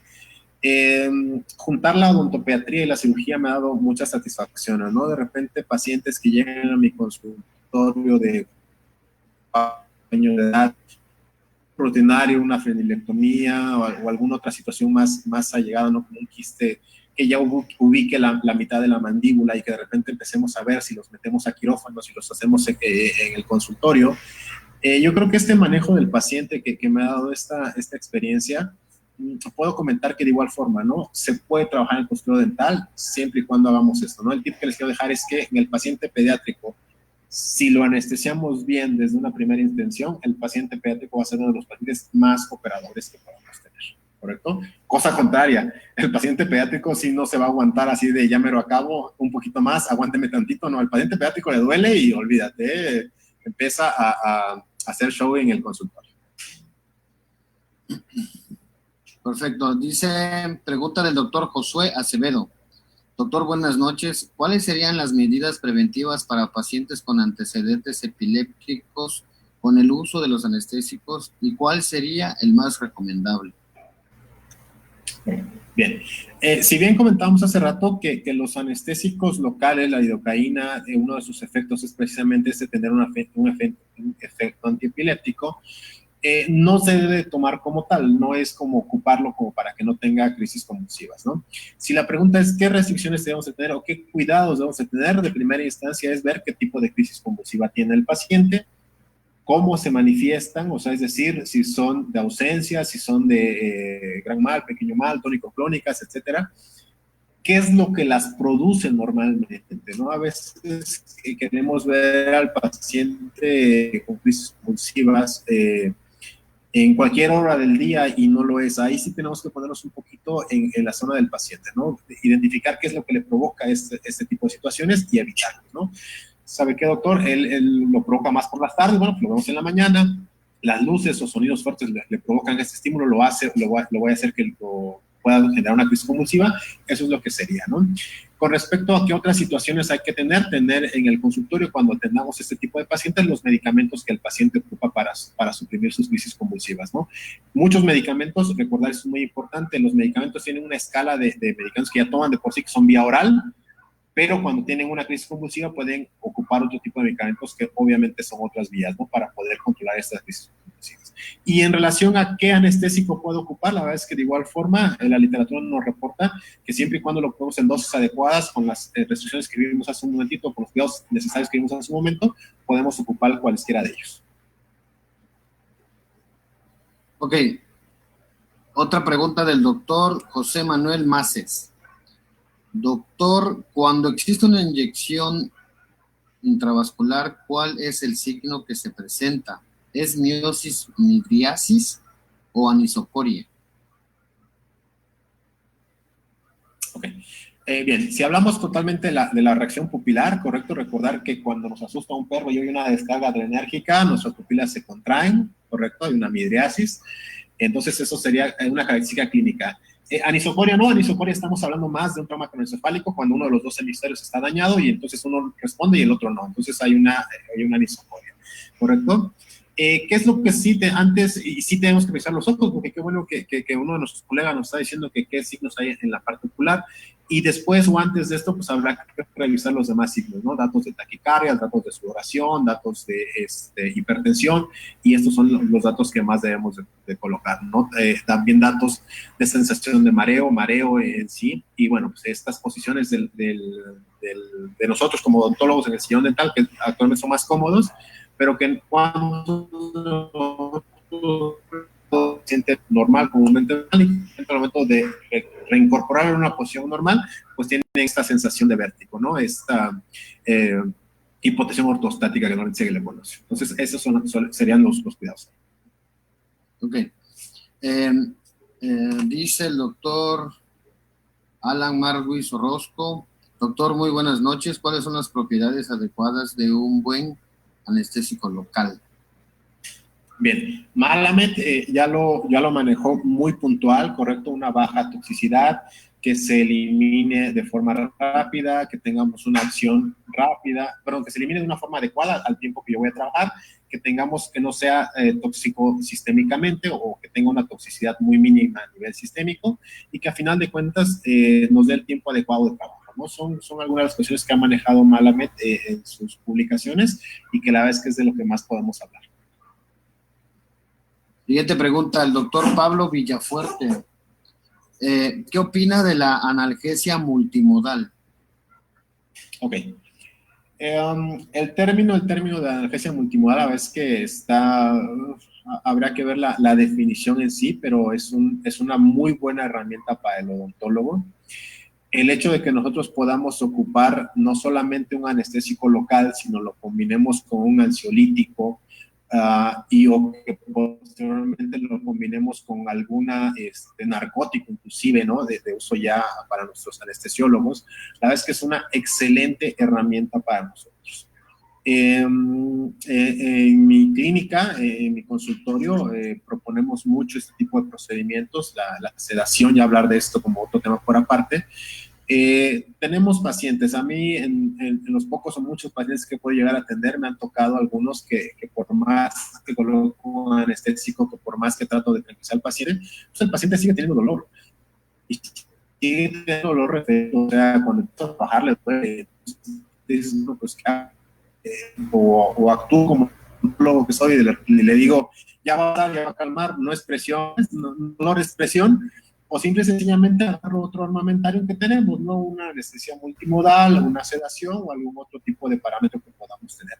Considero que estas situaciones, algo que debemos de tener muy en claro es que nuestro paciente que tiene la confianza con nosotros no debe de experimentar dolor en el consultorio de médico.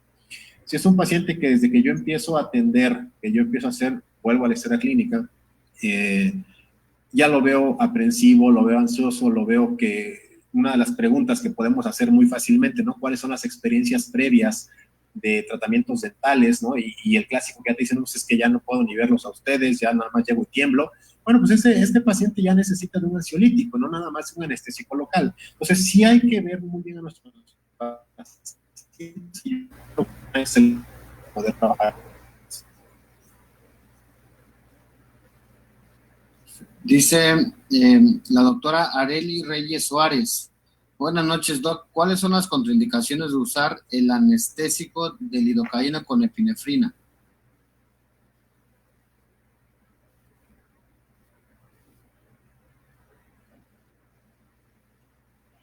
Perdón, Doc, se me perdió la comunicación, ahí no escuché nada de la pregunta. Sí, la doctora Areli Reyes Suárez dice, buenas noches, Doc, ¿cuáles son las contraindicaciones al usar el anestésico de lidocaína con epinefrina?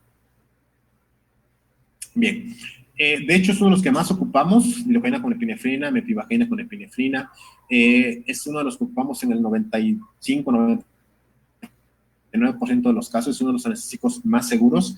¿Qué es lo único, la restricción que tenemos? El paciente cardiópata. El paciente cardiópata es el paciente que sí ya tiene enfermedades coronarias, que ya tiene enfermedades netamente del corazón, no solamente una hipertensión arterial, sino que ya tiene alguna patología cardíaca netamente, y ahí sí hay una contraindicación muy importante, ¿no?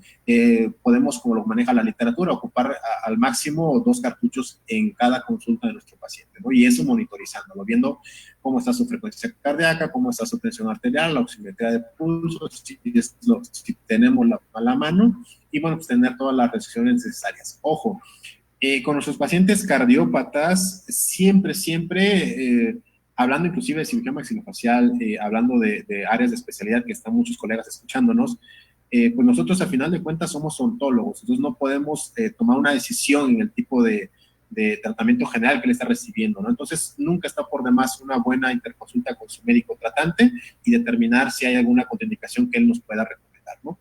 La mayoría que yo he comentado y que he hablado con cardiólogos, pues siempre son las mismas restricciones y el mismo manejo, pero bueno, no está por demás tener una herramienta para nuestro expediente clínico que siempre nos va a alejar de algún tema no adecuado, y ante todo, bueno, pues seguir estas recomendaciones. Ok, dice la doctora Jocelyn Jarquín. Hola, doctor, buenas noches. En una paciente embarazada, ¿cuál sería la dosis máxima que podría administrar? Ok, hola, Jus, ¿cómo andamos? Bien, fíjate que nuestras pacientes embarazadas, recordar que sus flujos han aumentado, el hecho de que estén haciendo una formación de una vida nueva es algo muy importante. Ahí más que manejar la parte de la cantidad de anestésico que está reportada, 200 miligramos, por nuestros pacientes a 300, o sea, aproximadamente 4 a 7 miligramos por kilogramo de peso. Sí, ahí sí lo que involucraría mucho pensar es en qué etapa del embarazo se encuentra, ¿correcto? Si bien es cierto, nuestros anestésicos son muy seguros, ¿correcto? Todavía se encuentran en esos estudios teratogénicos, y entonces la atención de nuestra paciente embarazada, recordar que en el primer trimestre pues, no es lo más adecuado, ¿correcto? Para nuestros procedimientos odontológicos, a menos que sea una urgencia y que habrá que ver riesgo-beneficio. Y por otro lado, el último trimestre, ¿no? Un último trimestre donde ya es muy incómodo, nuestras pacientitas que ya van a ser mamás, pues ya tienen ahí el útero totalmente enorme, ya el producto o el bebé gestante ya está en condiciones ya casi a punto de salir, y entonces pues es mucho más complicado, ¿no? Que al momento que se acuesten sobre el sillón dental tengan esta compresión sobre alguna vena importante, correcto, de retorno venoso, y que nos haga algunas condiciones de síncope en nuestro consultorio, ¿no? Pero bueno, de ahí en fuera yo creo que eso sería para ellos. Ok, otra pregunta del doctor Manuel España. Doctor Carlos, excelente plática, un abrazo fuerte, siempre recordándolo como uno de los mejores catedráticos en clínica integral WAPO. El uso de anestésicos tópicos relacionados con metahemoglobina. ¿Qué riesgoso puede ser? Una nueva corriente comienza a sustituir el tópico con la podama o crema EMLA, lidocaína con prilocaína. ¿Cuál es su postura, doctor?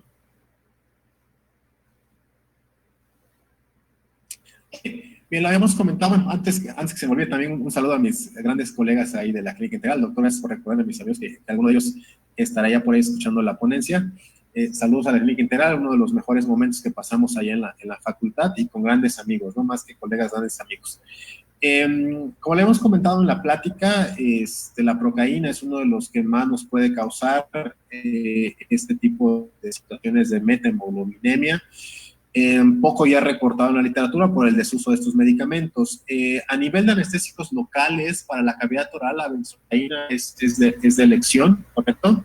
El EMLA es un anestésico, una combinación de varios anestésicos que nos da un mayor potencial de acción, pero realmente el EMLA se ocupa para piel. Recordar que el anestésico local, como su nombre lo indica, va a interactuar en las terminaciones nerviosas libres. Luego, entonces, la mucosa tiene infinidad de terminaciones nerviosas libres, entonces podemos accesarlas muy fácilmente, cosa muy contraria a una piel. Si yo coloco benzocaína, que es la que ocupo normalmente en la mucosa oral para poder anestesiar, y me la pongo y me la unto aquí donde voy a hacer una punción por una venodisección o cualquier otro tipo de situación, me voy a dar cuenta que no tengo X cantidad no tengo nada de acción anestésica, ¿no? De esta situación. En cambio, la crema EMLA tiene sus propiedades, atraviesa la piel, sí te da una mayor profundidad de anestésico en la zona, pero sí también tiene sus indicaciones, ¿no? Colocarla, vendar la mano con uno de estos papeles de celofán, con el clean pack que cubrimos las unidades, esperar 20 a 30 minutos para poder después hacer el procedimiento. Entonces, en ese sentido, es lo que yo te podré hablar de la hematologinemia y del uso de estos tipos de dispositivos tópicos.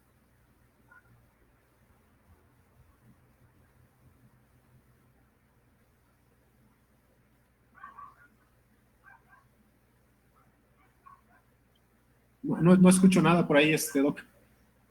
Ay, perdón, ya. La doctora Mac 8A dice, gracias, doctor, muy buena plática. Metzli Arellano, la doctora Metzli dice, excelente plática, doctor, gracias por compartirnos un poco de sus conocimientos. Ojalá nos dé otra plática próximamente. ¿Qué anestésico nos recomienda para paciente pediátrico? Uy, súper buena pregunta. Mira, se nos están olvidando nuestros pacientes pediátricos. Vamos a cambiar un poquito la pregunta. ¿Qué anestésico no usaría yo en pacientes pediátricos? Articaína. Ando en pleito con la articaína. No es cierto. Excelente anestésico. Su tiempo de acción es un poco más prolongado. ¿Correcto? Su tiempo de acción es un poquito más prolongado. Entonces, si ya de por sí el paciente pediátrico, cuando es de primera vez o ya tenga alguna experiencia previa, y los colegas o ortopedas que me están escuchando me dejarán mentir, el paciente pediátrico puede llegar a la consulta dental de seguimiento con sus aftas por mordedura, ¿no? Porque pues, el paciente no nos entiende, o sea, tratamos de explicarle y le explicamos a la mamá, trate que no se muerda, trate que no chupe nada, trate que no muerda, por lo menos hasta que se le quite lo dormido, lo anestesiado. Y bueno, pues eso es un tema, ¿no? Entonces, eso es lo que yo no ocuparía mucho en el paciente pediátrico. ¿Qué es lo que normalmente ocupo? Vuelvo y repito, mepivacaína. Lidocaína es una excelente opción, pero la latencia de 2 a 3 minutos, o sea, va a actuar rápido. Y yo esperaría un poquito más, de 5 a 6 minutos. ¿Qué más me daría ventaja de la lidocaína? Se elimina entre los primeros 60 a 90 minutos, ¿correcto? Mi consulta dental durará 1 hora, o sea, media hora después de que yo acabe ya terminé. Y sírvase esta pregunta para recordar algo muy importante. Doctores que atendemos niños, cuando nuestra consulta dental acabe, que hayamos utilizado algún anestésico local, por favor muéstrenle a la mamá, al papá, quien ha llevado al niño, que la mucosa oral está intacta, ¿correcto? Porque es muy común y ya nos ha pasado que de repente llegan al siguiente día y, oiga, doctor, mire cómo le dejó la boca a mi hijo, porque está todo ulcerado. Bueno, eso ya es causa de que no hubo un buen cuidado anestésico posterior a ¿no? Y las recomendaciones generales.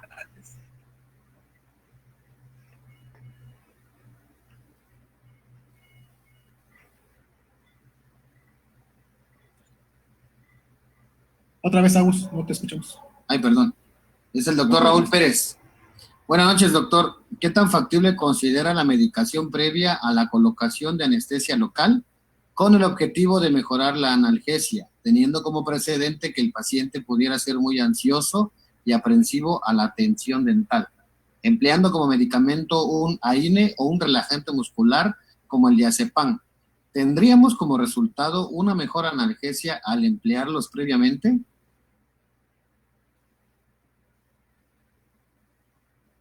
Bien, muy buena pregunta. AINES no está reportado. Recordar que los AINES forzosamente necesitamos que haya esta cadena del COX-1, COX-2 para que puedan hacer su efecto. Si no hemos desencadenado esta cadena que habla también del proceso proinflamatorio, no vamos a tener ningún efecto previo. Entonces, no está muy reportado. Benzodiazepinas, como tal, no son relajantes musculares, no sé, hay que tener cuidado ahí con cómo nos estamos refiriendo a ellos. Pero una benzodiazepina sí nos puede ayudar, de hecho, dentro de las normas que nosotros tenemos para atender a un paciente con ansiedad está darles un ansiolítico, y es uno de los principales que podemos ocupar, ¿no? Una benzodiazepina. ¿Qué restricciones tenemos en el área odontológica y más en México? ¿Por qué lo digo más en México? En otros países, antes de hacer odontología, hicieron medicina. Entonces, hay menos repercusiones a nivel del área médica, y obviamente mucho más conocimientos. Y entonces nosotros, al ocupar una benzodiazepina, dependiendo la cantidad que podamos llegar a ocupar, podemos tener una depresión del sistema nervioso central y tener un paro respiratorio en el consultorio. Entonces, la respuesta sería sí, sí se puede ocupar, ocúpala con las dosis adecuadas y bueno, pues, siempre bien informado y bien leído al respecto. Ok, dice la doctora Valeria Santiago: doctor, buenas noches. ¿Qué protocolo debemos seguir en caso de que se fracture la aguja y se quede dentro de tejidos blandos? Wow, mira, qué buena pregunta. Fíjate que el protocolo es muy simple y muy sencillo a la vez. Se fracturó el instrumento con el que estoy haciendo la infiltración. Si lo veo y puedo tomarlo, lo extraigo. Y si no, no mover más. No está indicado pinzar, funcionar, hacer algún otro tipo de situaciones, porque desafortunadamente el objeto fracturado a nivel de músculo, de la musculatura, correcto, podemos profundizarlo más, o sea, realmente seamos que no vamos a tener el punto de dónde está, ¿no? Es la famosa aguja en el pajar. Entonces, si mi objeto se fracturó y tengo ahí lo veo físicamente y puedo pinzarlo y sacarlo, es lo ideal. Si no, no mover más y acudir ya a servicio médico, cirugía maxilofacial, para que se trate de resolver el tema. Fíjense que hay cuestiones al respecto, ¿no? La primera es que puede ser algo tan sencillo como poder hacer una pequeña incisión en la zona y buscar la punta y extraerla, o inclusive ya hasta tener que meternos a quirófano con algún tipo de estudio más específico, ¿no? Como un arco en C, inclusive no sé si alguien de ustedes ha escuchado este famoso arco en C, que es como verlo todo a nivel de rayos X en el momento exacto que se está haciendo para poder buscar esta aguja. Entonces sí es un tema interesante. Protocolo que ya te comenté, decirle si lo veo lo extraigo y si no ahí se queda. Y súper importante, ¿no? Con la tranquilidad, bueno, no tranquilidad, pero sí con la confianza de que sí o sí lleguen al paciente, ¿correcto? Los odontólogos a veces, cuando tenemos algunas situaciones inapropiadas, lo que más nos repercute es no tener la confianza de poder decir al paciente qué es lo que está sucediendo. No sé si ya hayan tenido alguna plática de casos médicos legales, pero la verdad es que de lo que más se te recomienda, y también experiencia propia y experiencia previa, es que hables con el paciente con la verdad, ¿no? Hay una historia clínica, hay un consentimiento informado, hay una situación en la cual pues la ruptura de la situación puede ser una de las causas por el odontólogo, y entonces pues en esa situación siempre hablar con la verdad con nuestro paciente, ¿no? Para no tener mayores problemas posterior a esto. Sí, de hecho, la otra semana me parece que se va a anunciar igual una conferencia en la noche de odontología legal. Vamos a tener un taller de eso. Súper. Porque con el taller la idea es que todos puedan... muchísimo, ¿no? Sí, no, nada más simplemente como...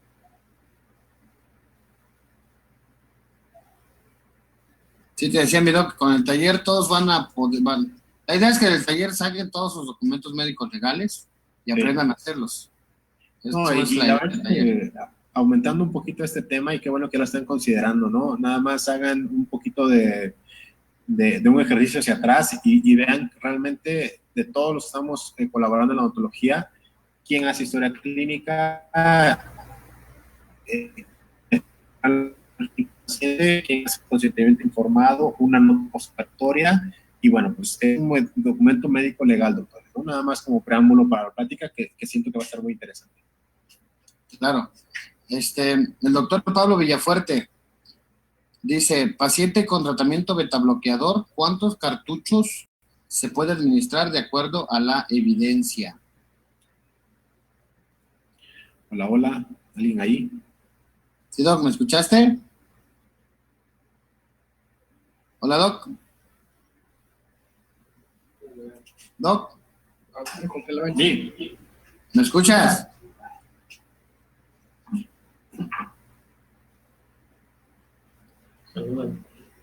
Hola, Doc. Hola, Doc.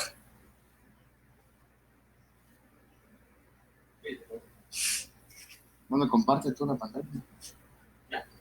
Hola, Doc.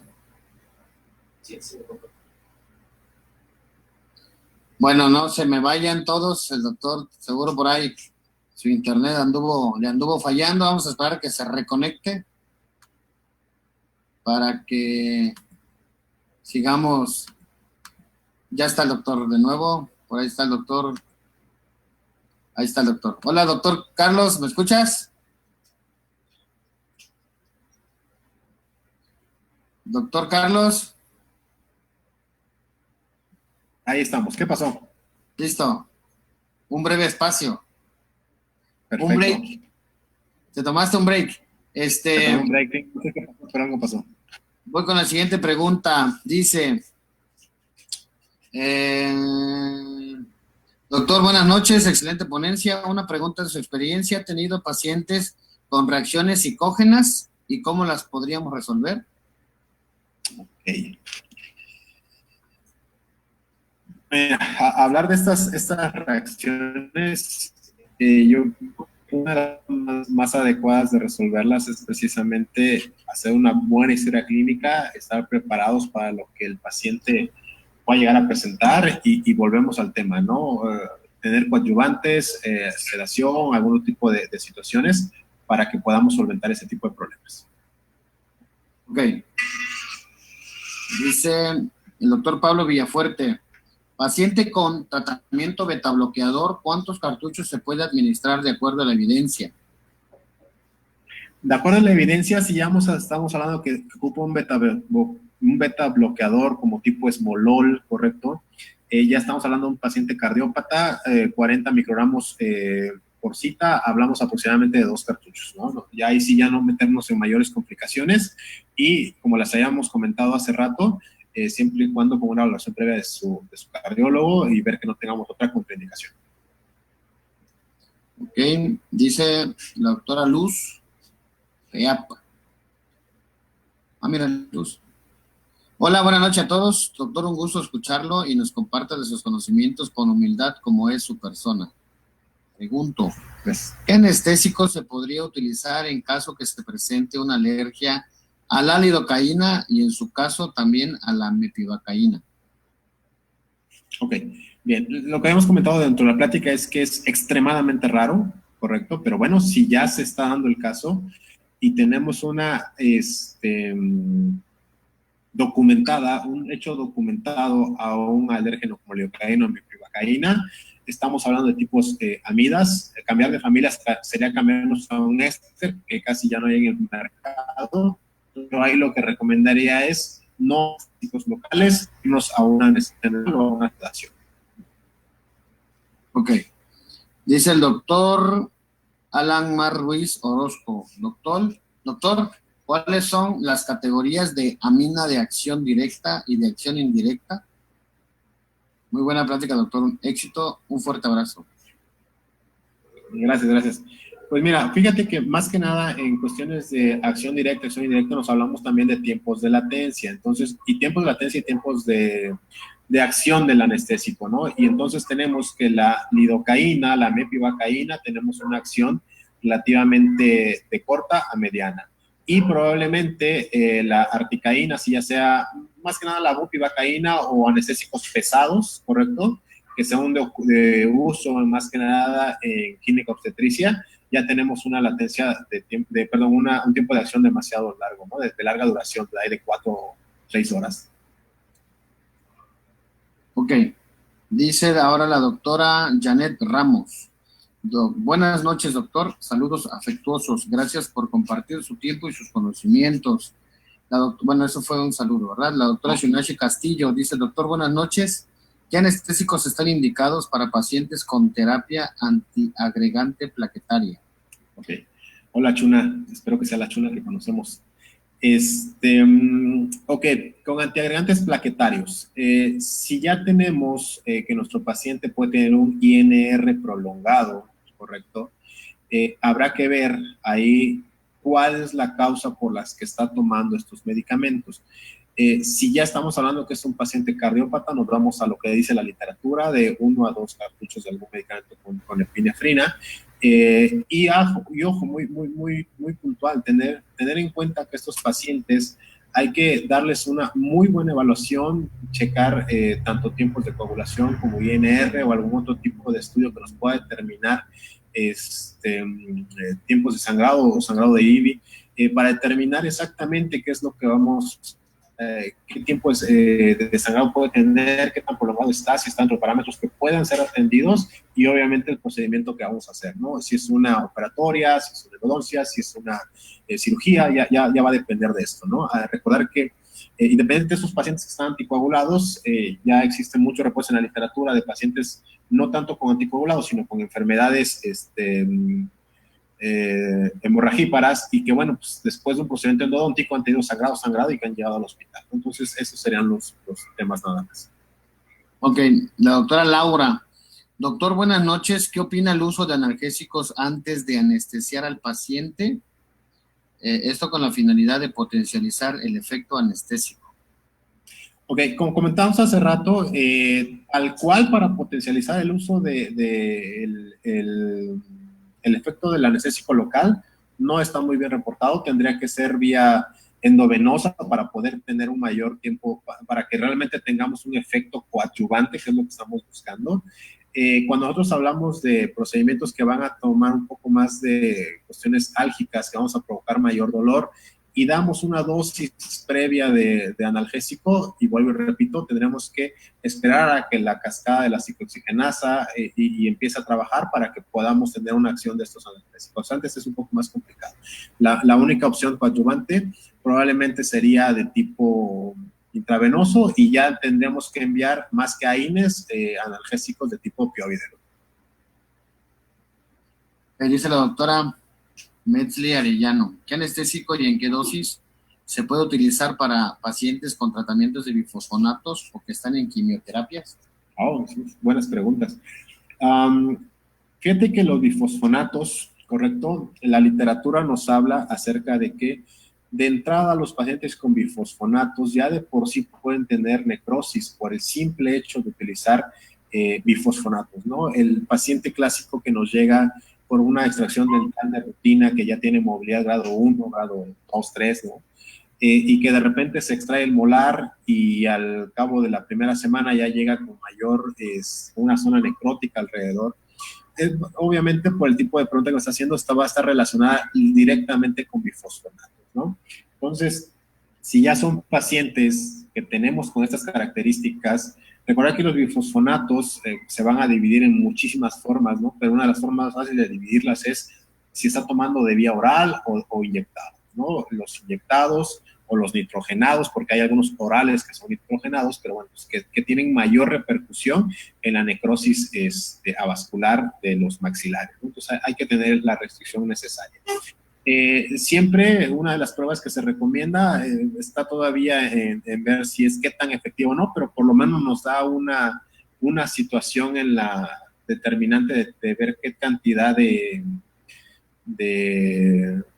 bifosfonato está trabajando en su metabolismo, pues es la famosa prueba del cetelopéptido, ¿no? Un poco cara, la toman y se tardan como 2 semanas en dar los resultados, entonces eso es lo que hay que tener en cuenta. Entonces, ahí sí, la recomendación sería, si vamos a ocupar, sería anestésico sin vasoconstrictor, esa sería una de las principales, y teniendo en cuenta que vamos a tener una mayor cantidad de hemorragia dependiendo el tratamiento que vayamos a hacer.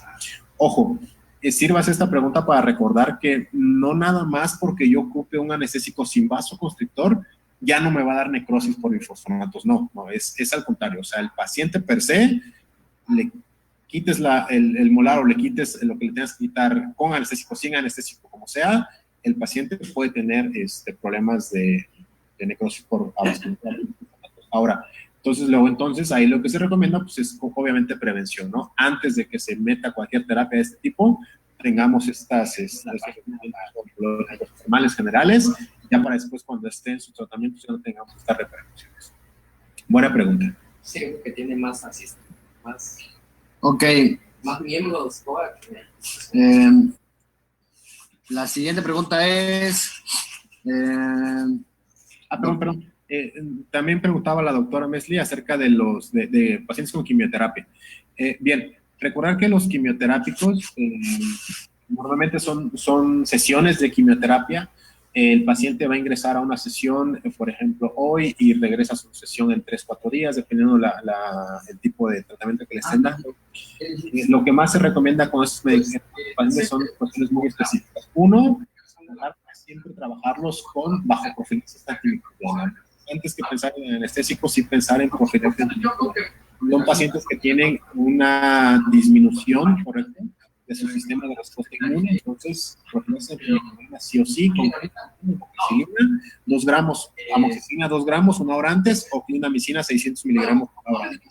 Y posterior a esto, si se van a tratar entre una terapia y otra terapia, ya en el momento de la causa operatoria, realmente podemos ocupar cualquier medicamento de elección de metaclaína con epinefrina o lidocaína con epinefrina. Pero Juan tiene seguidores muy aparte. Ok, está del iPhone. Buenas noches, doctor Carlos, muchas gracias por tan valiosa información. Me despido y saludos. Buenas noches, hora de dormir. Sí, doc, pues ya con esto, con este último comentario, pues ya cerramos la sesión de preguntas. Pues, doc, te quiero agradecer realmente por tan valiosa aportación. Siempre te he considerado un profesional muy serio. Y muy, pues muy responsable, muy profesional, valga la redundancia, y pues muchas gracias por aceptar esta invitación, gracias por compartir con nosotros.